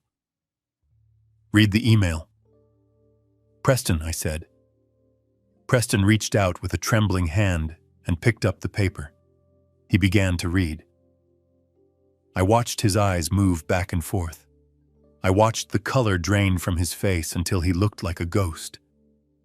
"It can't be," he stammered. This isn't real." "Read it out loud," I ordered. Preston swallowed hard. He read, his voice shaking. "Subject: flight arrangements. From Tiffany West to Mark Reynolds." He stopped. He looked up at me. "Mark Reynolds, the CEO of Red Rock." "Keep reading," I said. "Message: the transfer is scheduled for Tuesday. Once the funds clear into Nexus, I will meet you in Rio. Preston will take the fall for the authorization. The old man is too senile to notice until it is too late. See you on the beach." The silence that followed was absolute. The clock on the wall ticked loudly. Tick, tock, tick, tock. Preston dropped the paper. It floated down to the table like a dead leaf. He turned his head slowly to look at his wife, the woman he had defied me for, the woman he had tried to destroy his own father for. "Rio," he whispered. "You were going to Rio with Mark Reynolds." Tiffany didn't deny it. She didn't cry. She didn't beg for forgiveness. Instead, her face changed. The mask of the grieving, stressed executive dropped away, revealing something cold and ugly underneath. She let out a sharp, bitter laugh. You are such an idiot, Preston, she spat. You always were. Did you really think I was in love with you? You are a man-child who still needs his daddy to tie his shoes. Tiffany. Preston choked out tears streaming down his face. Oh, shut up, she snapped. I spent 5 years building you up. I spent 5 years trying to turn you into a man who could run a company. But you are weak. You are just like your father, obsessed with honor and loyalty and all that garbage. Mark Reynolds understands the real world. He understands that money is the only thing that matters. She stood up, smoothing her skirt. So congratulations, Harlan, she said, turning her cold eyes on me. You caught me. You stopped the transfer. You win. Are you happy now? You saved your precious company. You saved your pathetic son. She reached for her purse. I am leaving, she announced. I am going to call a cab. And don't think you can stop me. I haven't committed a crime. Attempting to transfer funds isn't illegal if it didn't go through. It was just a business strategy that failed. She started to walk toward the door. Preston sat frozen on the couch, broken, unable to move. I watched her walk. I waited until she was almost at the hallway. Sit down, Tiffany, I said. She stopped and looked back, sneering. Or what? You will ground me. No, I said. I won't.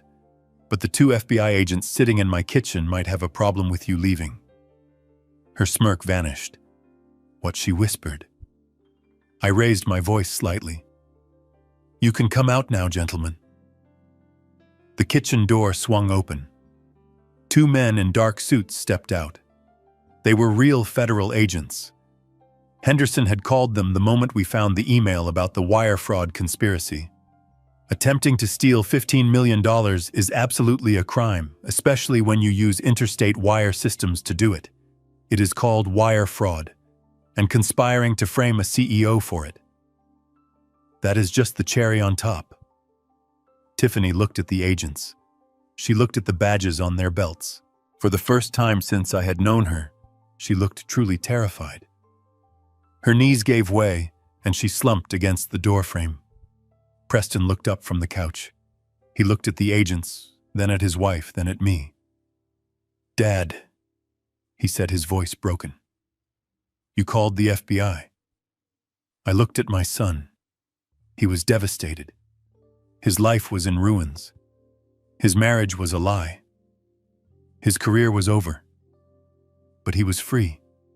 He was finally free of the poison that had been killing him for years. I didn't call them on you, son, I said softly.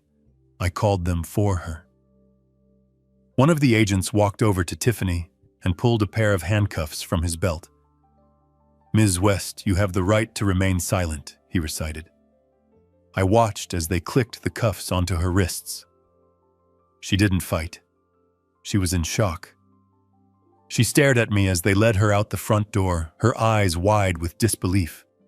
She never thought the old man had it in him. She never thought I would pull the trigger. When the door closed, the room was quiet again. Just me and my son. Preston put his head back in his hands and began to sob. Deep, wrenching sobs that shook his entire body. I stood up and walked over to him. I didn't say anything. I just put my hand on his shoulder and squeezed. It was a heavy hand, rough and calloused, but it was there. And for the first time in a long time, he didn't pull away. It is over, I said. But the lesson wasn't finished yet. There was still the matter of the company. There was still the matter of the future. And Preston had a long road ahead of him if he wanted to earn his way back. The blue and red lights flashing through the front window painted the living room walls in a chaotic rhythm of color. It was a silent light show at first, but then the sirens cut the air loud and piercing, announcing to the entire county that the West family empire had officially fallen. I watched the display from my armchair, my hands resting calmly on my knees. I had called the FBI 3 hours ago, right after Henderson confirmed the wire fraud. I didn't call the local sheriff. The sheriff plays poker with Preston. I called the federal field office in Dallas. When you cross state lines to steal $15 million, you don't get a ticket. You get an indictment. The two agents who had emerged from my kitchen were professional. They held Tiffany by the arms, not roughly, but with a grip that made it clear she wasn't going anywhere. She was still struggling to process the reality of the situation. She kept looking at the door, expecting her high-priced lawyers to burst in and stop this. But there were no lawyers coming. Not today. Henderson had made sure the evidence was airtight before we even made the call. The file on the coffee table wasn't just paper. It was a confession signed in digital footprints. More agents entered the house. They wore windbreakers with those 3 yellow letters on the back that strike fear into the hearts of corrupt executives everywhere. They moved with efficiency, securing the room, checking for weapons, though the only weapon in the house was the truth, and I had already fired it. I looked at Preston. He was sitting on the edge of the sofa, staring at the floor, his hands shaking violently. He looked small. The arrogance he had worn like a suit of armor yesterday was gone, stripped away by the revelation that his wife was planning to leave him for a beach in Brazil. He wasn't the mastermind. He was just the getaway driver, and he hadn't even known he was driving the car. One of the senior agents stepped forward holding a piece of paper. He looked at Tiffany. Tiffany West, you are under arrest for conspiracy to commit wire fraud, embezzlement of corporate funds, and insider trading. You have the right to remain silent. Anything you say can and will be used against you in a court of law. The words hung in the air like smoke. Embezzlement. Insider trading. These weren't white-collar misunderstandings. These were felonies that carried decades in federal prison. Tiffany stopped struggling for a moment. She looked at the agent, then she looked at me. Her face twisted into a mask of pure venom. "This is a mistake," she shrieked, her voice shrill and desperate. "You can't arrest me. I am the CFO of West Logistics. That money was authorized. Ask him, ask my husband." She turned to Preston. "Tell them, Preston. Tell them we discussed it. Tell them it was for the acquisition." Preston didn't look up. He didn't speak. He just rocked back and forth, muttering something to himself that sounded like a prayer or a curse. When she realized Preston wasn't going to save her, Tiffany snapped. The veneer of the sophisticated businesswoman cracked and fell away, revealing the terrified grifter underneath. She started thrashing, trying to pull her arms free from the agents. "Get your hands off me," she screamed. "Do you know who I am? I will have your badges. I will sue you all." She turned her rage on me. "You did this, you old bitter man. You were jealous. You were jealous that we were going to be bigger than you ever were. You would rather burn it all down than let us succeed." I didn't flinch. I just watched her. Success, is that what she called stealing the retirement security of 200 families? "You were never building anything, Tiffany," I said, my voice cutting through her screams. "You were just stripping the copper out of the walls." The agents began to lead her toward the door. She dug her heels into my hardwood floor, scuffing the finish. She looked back at Preston one last time. "You coward," she yelled at her husband. "You pathetic, spineless coward. I should have left you years ago. Mark was twice the man you are." The mention of her lover's name seemed to be the final dagger. Preston flinched, as if he had been physically struck. The agents dragged Tiffany out the door, her screams fading as they pushed her into the back of the waiting sedan. I watched through the window as she continued to kick at the glass, a woman who had spent her life believing she was untouchable, finally learning that gravity applies to everyone. The room fell silent again, save for the crackle of the police radios outside. The senior agent nodded to me. "We will need a statement from you, Mr. West. And we will need access to the server logs." "You will have everything you need," I said. "My lawyer is already sending the files."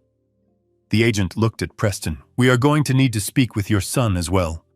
Given the evidence in the emails, it appears he was being manipulated, but he still signed the authorization.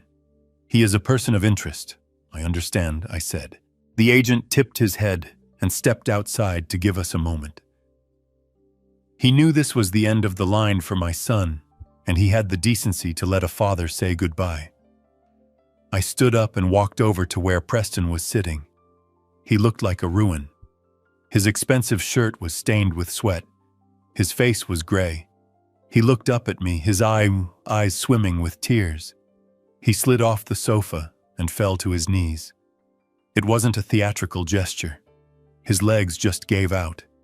He grabbed my hand, burying his face in my palm like he used to do when he was 5 years old and afraid of the thunder. "Dad," he sobbed. "Dad, I am sorry. I didn't know. I swear to God I didn't know she was stealing it. She told me it was legal. She told me it was the only way to save the merger." I looked down at him. I felt the wetness of his tears on my hand. My heart wanted to break. This was my boy. This was the child I had carried on my shoulders. Every instinct in my body screamed at me to pull him up, to hug him, to tell him that Daddy would fix it. I had the money. I had the lawyers. I could probably make a deal. I could claim he was mentally incompetent. I could save him from prison. But then I remembered the text message. "Do not come back." I remembered the look on his face yesterday in the parking lot while he hid behind the blinds. I remembered the drivers who had lost a day of pay because of his negligence. If I saved him now, I wouldn't be saving him. I would be enabling him. I would be confirming everything Tiffany had said about him being a weakling who needed his father to tie his shoes. I slowly pulled my hand away. Preston looked up, confused by the withdrawal of comfort. "Dad, help me. Please, talk to them. Tell them I was tricked. I was a victim here." I stepped back. I put a distance between us that felt wider than the Grand Canyon. "You were not a victim, Preston," I said. My voice was low, steady, and devoid of the pity he was looking for. "But she lied to me. She set me up. She lied to you because you wanted to be lied to," I said. "You wanted the fast cars. You wanted the big office. You wanted the feeling of being important without doing the work to earn it. That isn't being a victim, son. That is being a willing accomplice." Preston shook his head frantically. "No, Dad. I did it for the company. I did it for you." "Don't you dare," I snapped. "Don't you dare put this on me. You did it because you were greedy. You looked at $15 million and you didn't see the sweat of the men who earned it. You saw a beach house. You saw a private jet." I pointed to the door where Tiffany had been dragged out. "She was a shark, Preston. Sharks eat. That is what they do. But you were the one who opened the gate and let her into the swimming pool. You handed her the keys because you were too lazy to drive the truck yourself." Preston collapsed back onto his heels. The truth hit him harder than any physical blow. He stopped crying. He just stared at me, seeing me clearly for the first time in years. He realized that the safety net was gone. What is going to happen to me?" he whispered. "I don't know," I said honestly. "You are going to talk to the FBI. You are going to tell them the truth. You are going to testify against her. And then you are going to face whatever consequences the law decides. You aren't going to help me." I walked over to the window and looked out at the fleet of police cars. "I just did help you, Preston," I said without turning around. "I stopped you from becoming a fugitive in Brazil. I stopped you from losing your soul completely. But I am not going to pay your bail. And I am not going to hire your lawyer." I turned back to him. "You wanted to run the company, Preston. You wanted to be a man. Well, this is the first day of your new job. Being a man means cleaning up your own mess." Preston lowered his head. He understood. For the first time in his life, there was no check coming to clear the balance. The agent walked back into the room.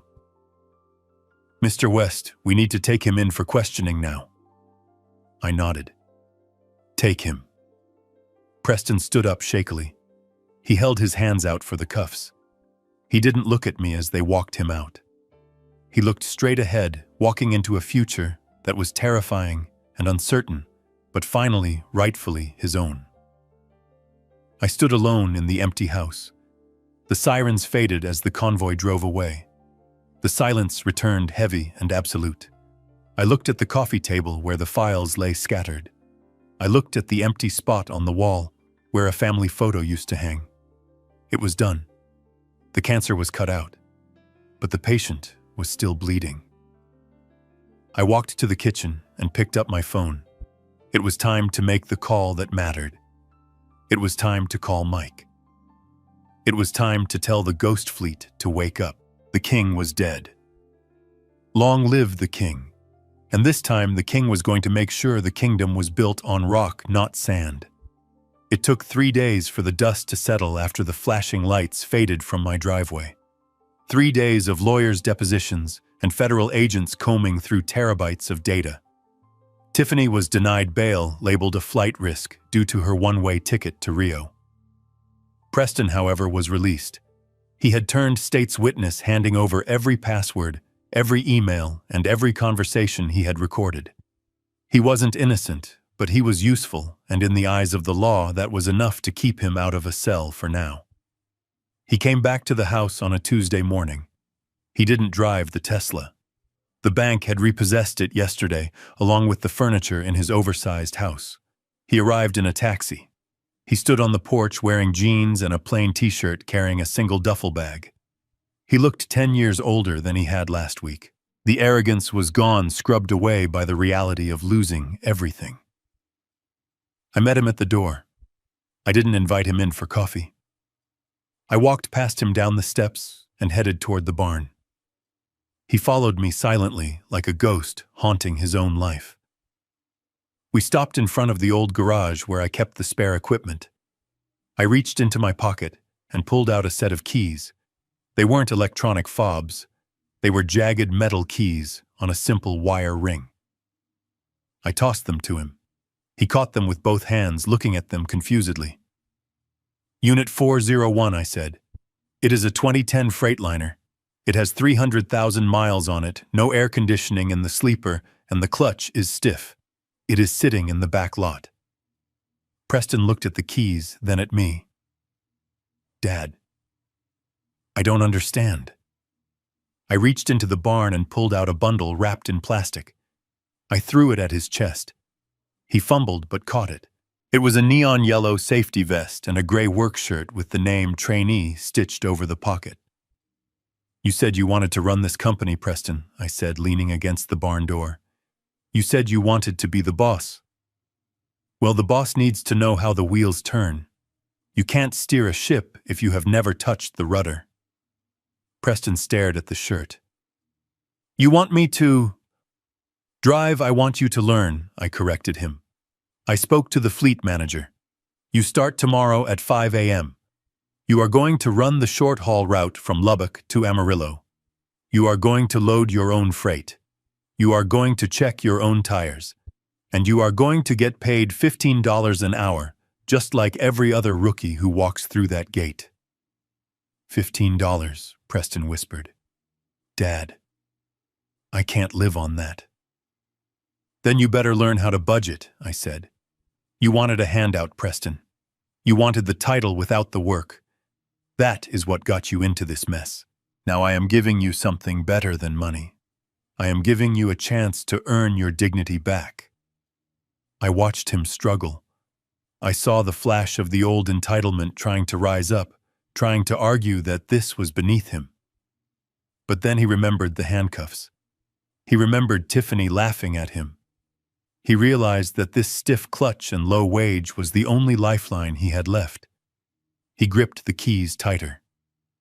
Thank you, he said softly. Don't thank me yet, I replied, turning to walk away. Thank me when you can back a 53-foot trailer into a dock without hitting the wall. Until then, you are just an expense. I left him standing there holding his new life in his hands. It was a harsh start, but it was the only way to forge steel. You have to apply heat and pressure. I climbed into my Ford F-250 and drove to the headquarters. The mood at the gate was different today. The security guard, a new guy I had hired to replace Tiffany's contractors, waved me in with a smile. The parking lot was full again. The Tesla was gone from the founder's spot, and I pulled my truck in, claiming the space that had always been mine. When I walked through the double doors, the silence that had plagued the building for days was gone. It was replaced by the low hum of conversation, the ringing of phones, and the clicking of keyboards. But it wasn't the frantic, panicked noise of last week. It was the sound of work, Mike.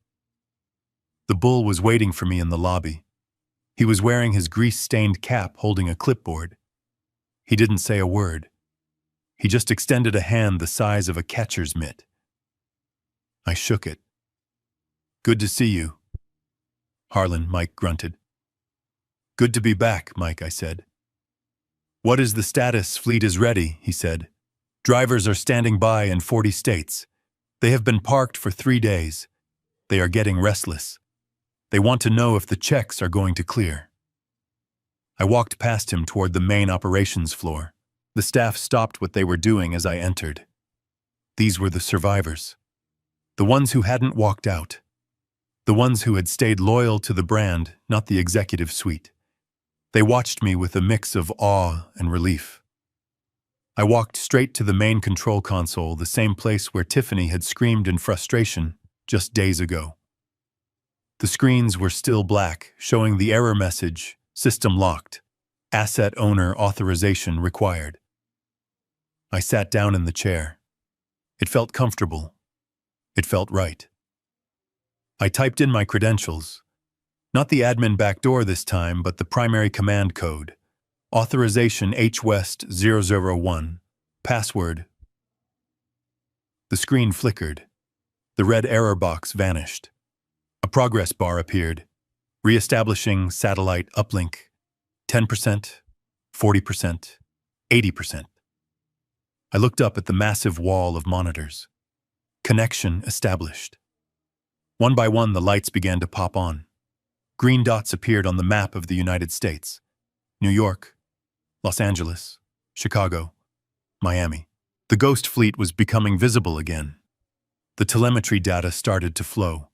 Oil pressure readings, location pings, speed indicators. I picked up the dispatch microphone. I pressed the button that broadcasted to the entire fleet on the all-call channel. All units, this is Harlan West," I said, my voice steady and clear. "The lockout is over. The storm has passed. Payroll has been funded, and your fuel cards are active. Start your engines. Let's move some freight." A cheer went up from the dispatch floor. On the speakers, I heard the static-filled replies of 200 drivers honking their horns and revving their engines across the country. "Copy that, Harlan. Good to have you back, boss." Rolling out from Tulsa. Wheels turning in Denver. I sat back and watched the map come alive. It was beautiful. It was a symphony of logistics, and I was the conductor. We had lost millions in revenue, sure. The reputation had taken a hit. But we had survived. And more importantly, we had cleansed the rot. I spent the rest of the day in meetings, reassuring clients, signing checks, and putting out fires. By the time the sun began to set, the office was quieting down again. I walked up the stairs to the second floor to the corner office. The nameplate on the door still said Preston West. I took a small screwdriver from my pocket and removed it. I slipped it into my pocket. I would have a new one made tomorrow. Maybe one day, if he worked hard enough, if he learned respect, his name would go back up there. But not today. I entered the office. It smelled like expensive cologne and stale ambition. I opened the windows to let the fresh Texas air in. I sat down at the heavy oak desk. I opened the top drawer. There, pushed to the back, was the cardboard box Tiffany had dropped in the parking lot. I had brought it back inside earlier. I pulled out the picture of Martha. I had replaced the broken glass with a new piece I cut myself in the workshop. She looked radiant in the photo, forever young, forever kind. I placed the photo on the desk facing me. I picked up my coffee cup and looked at her. "We made it, Martha," I whispered. I thought about Preston sleeping in the bunk of a truck tonight, his muscles aching, his ego bruised. It was going to be a long road for him. But at least he was on the road. At least he wasn't in a cell. And at least he wasn't living a lie. I looked around the office. I thought about the betrayal, the heartbreak, and the anger. It would have been easy to give up. It would have been easy to take the $5,000 and fade away. But that isn't who I am. I looked directly at the camera, breaking the fourth wall for the final time. They say you can't choose your family, I said, my voice low and reflective. And that is true.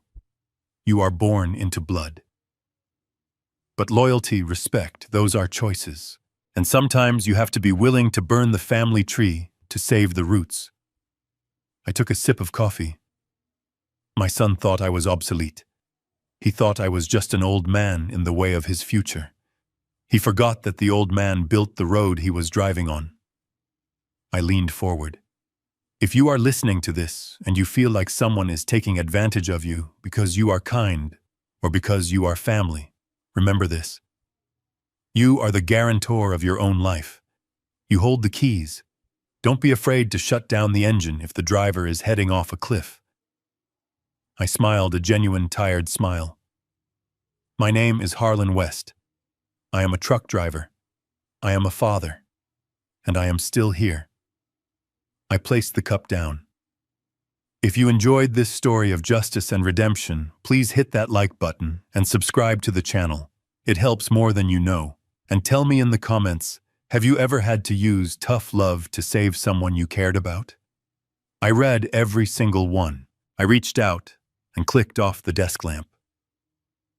The office plunged into shadow, illuminated only by the city lights outside and the steady green glow of the fleet map on the wall, beating like a strong, healthy heart. I am signing off. See you on the next run. The screen faded to black. They say the first winter is the hardest for a rookie driver, and Texas winters can be deceiving. 1 minute it is sunny, and the next ice storms sweep across the plains, turning the highways into skating rinks. 6 months had passed since the day I took back my company, and West Logistics was back in the black. The ghost fleet was no longer a ghost. It was a machine running at full capacity.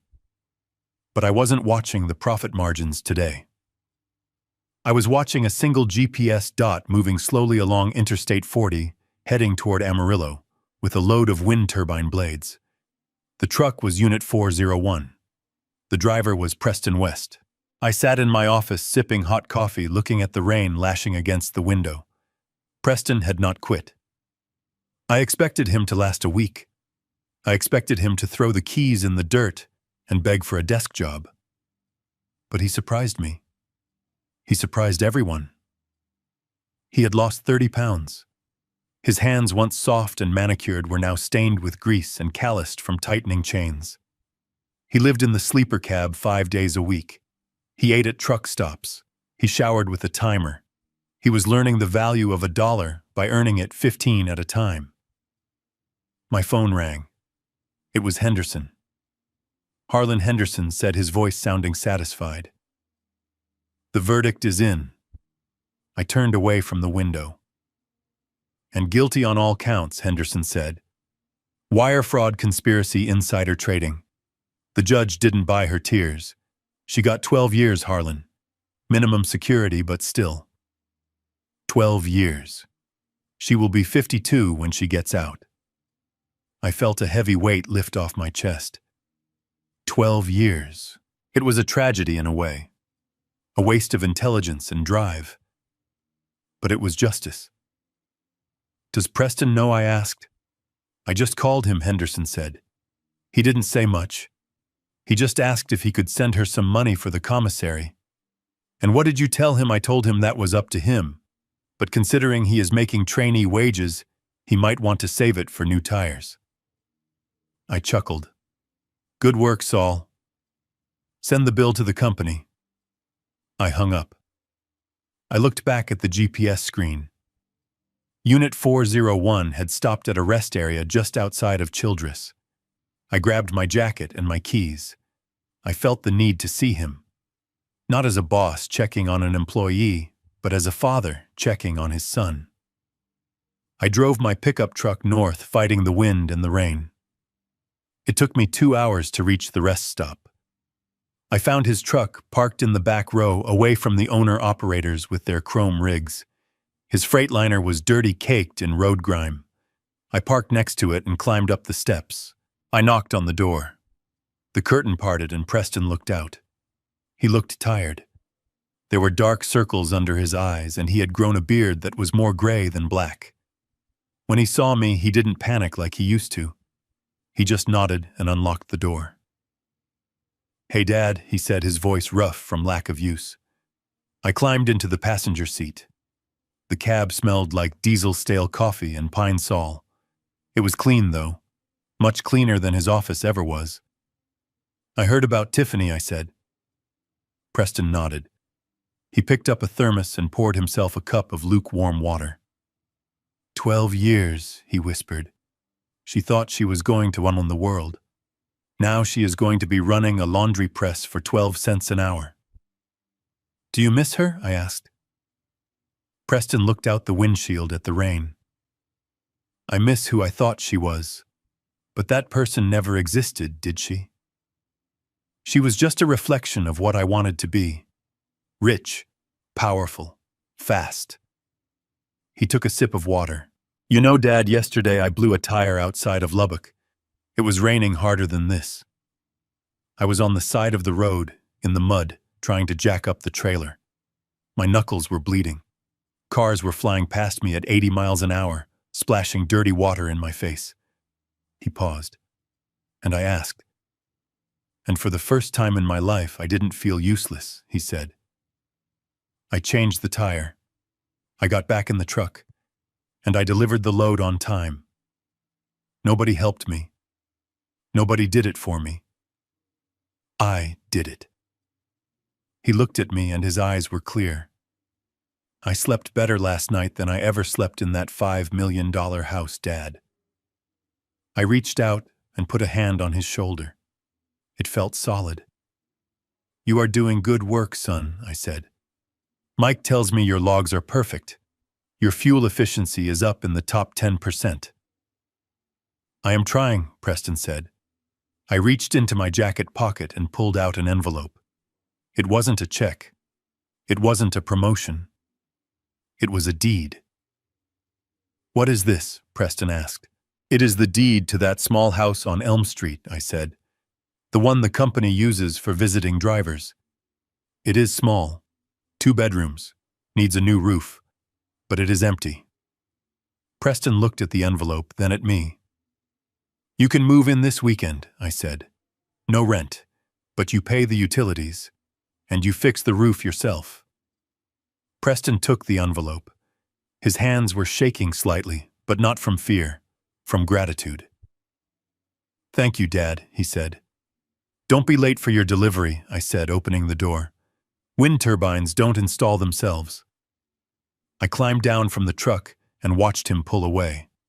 The gears ground a little. He still needed to work on his shifting, but the truck moved forward. He was moving forward. I drove back to the headquarters with a smile on my face. The company was safe. The family was broken, yes, but it was healing. It was healing the only way bone heals, by breaking and being set straight. When I walked into the lobby, there was a young man sitting in the waiting area. He was wearing a cheap suit, looking nervous, clutching a resume. He looked a lot like Preston did 20 years ago. "Can I help you, son?" I asked. I am here for an interview," the young man stammered. "For a junior analyst position." I looked at him. I looked at his soft hands and his eager eyes. "Do you know how to change a tire?" I asked. He blinked. "Excuse me, if you want to work here," I said, "you don't start at a desk. You start in the yard. You wash the trucks. You learn what they smell like. You learn what the drivers go through. Then maybe we talk about spreadsheets." The young man looked confused. "But I have an MBA." I laughed. "So did my son. And now he is the best rookie driver in Texas." I walked past him toward my office. "If you are still here in 10 minutes, go find Mike the Bull in the garage." I called back over my shoulder. Tell him Harlan sent you. Tell him you want to get your hands dirty. I sat down at my desk and looked at the picture of Martha again. The sun was starting to break through the clouds outside. We did it, Martha, I whispered. We didn't just save the business. We saved the boy. I pulled up the fleet map on my screen. 201 green dots. 201 heartbeats pumping life into the American economy. I am Harlan West. And as long as I have breath in my body, these wheels will keep turning. And to you listening to this story, remember this: rock bottom isn't the end. It is just the foundation for a stronger house. But you have to build it yourself. No one else can lay the bricks for you. Take care of your families, but never ever let them take the wheel if they don't know how to drive. Over and out. We often mistake enabling for love. We think that by shielding our children from the consequences of their actions, we are protecting them. But I learned the hard way that sometimes you have to let them crash so they can learn how to steer. If I had let Preston take that money, I would have saved his bank account, but I would have lost his soul. True legacy isn't about the inheritance you leave for your children. It is about the character you build in them. Dignity cannot be gifted, it must be earned. And sometimes the most loving word a father can say is no. If this story resonated with you, please hit that like button and subscribe to the channel for more stories about justice and redemption. And I want to hear from you in the comments. Have you ever had to use tough love to save a relationship? Share your story below. I read every single one. Stay safe and keep your eyes on the road.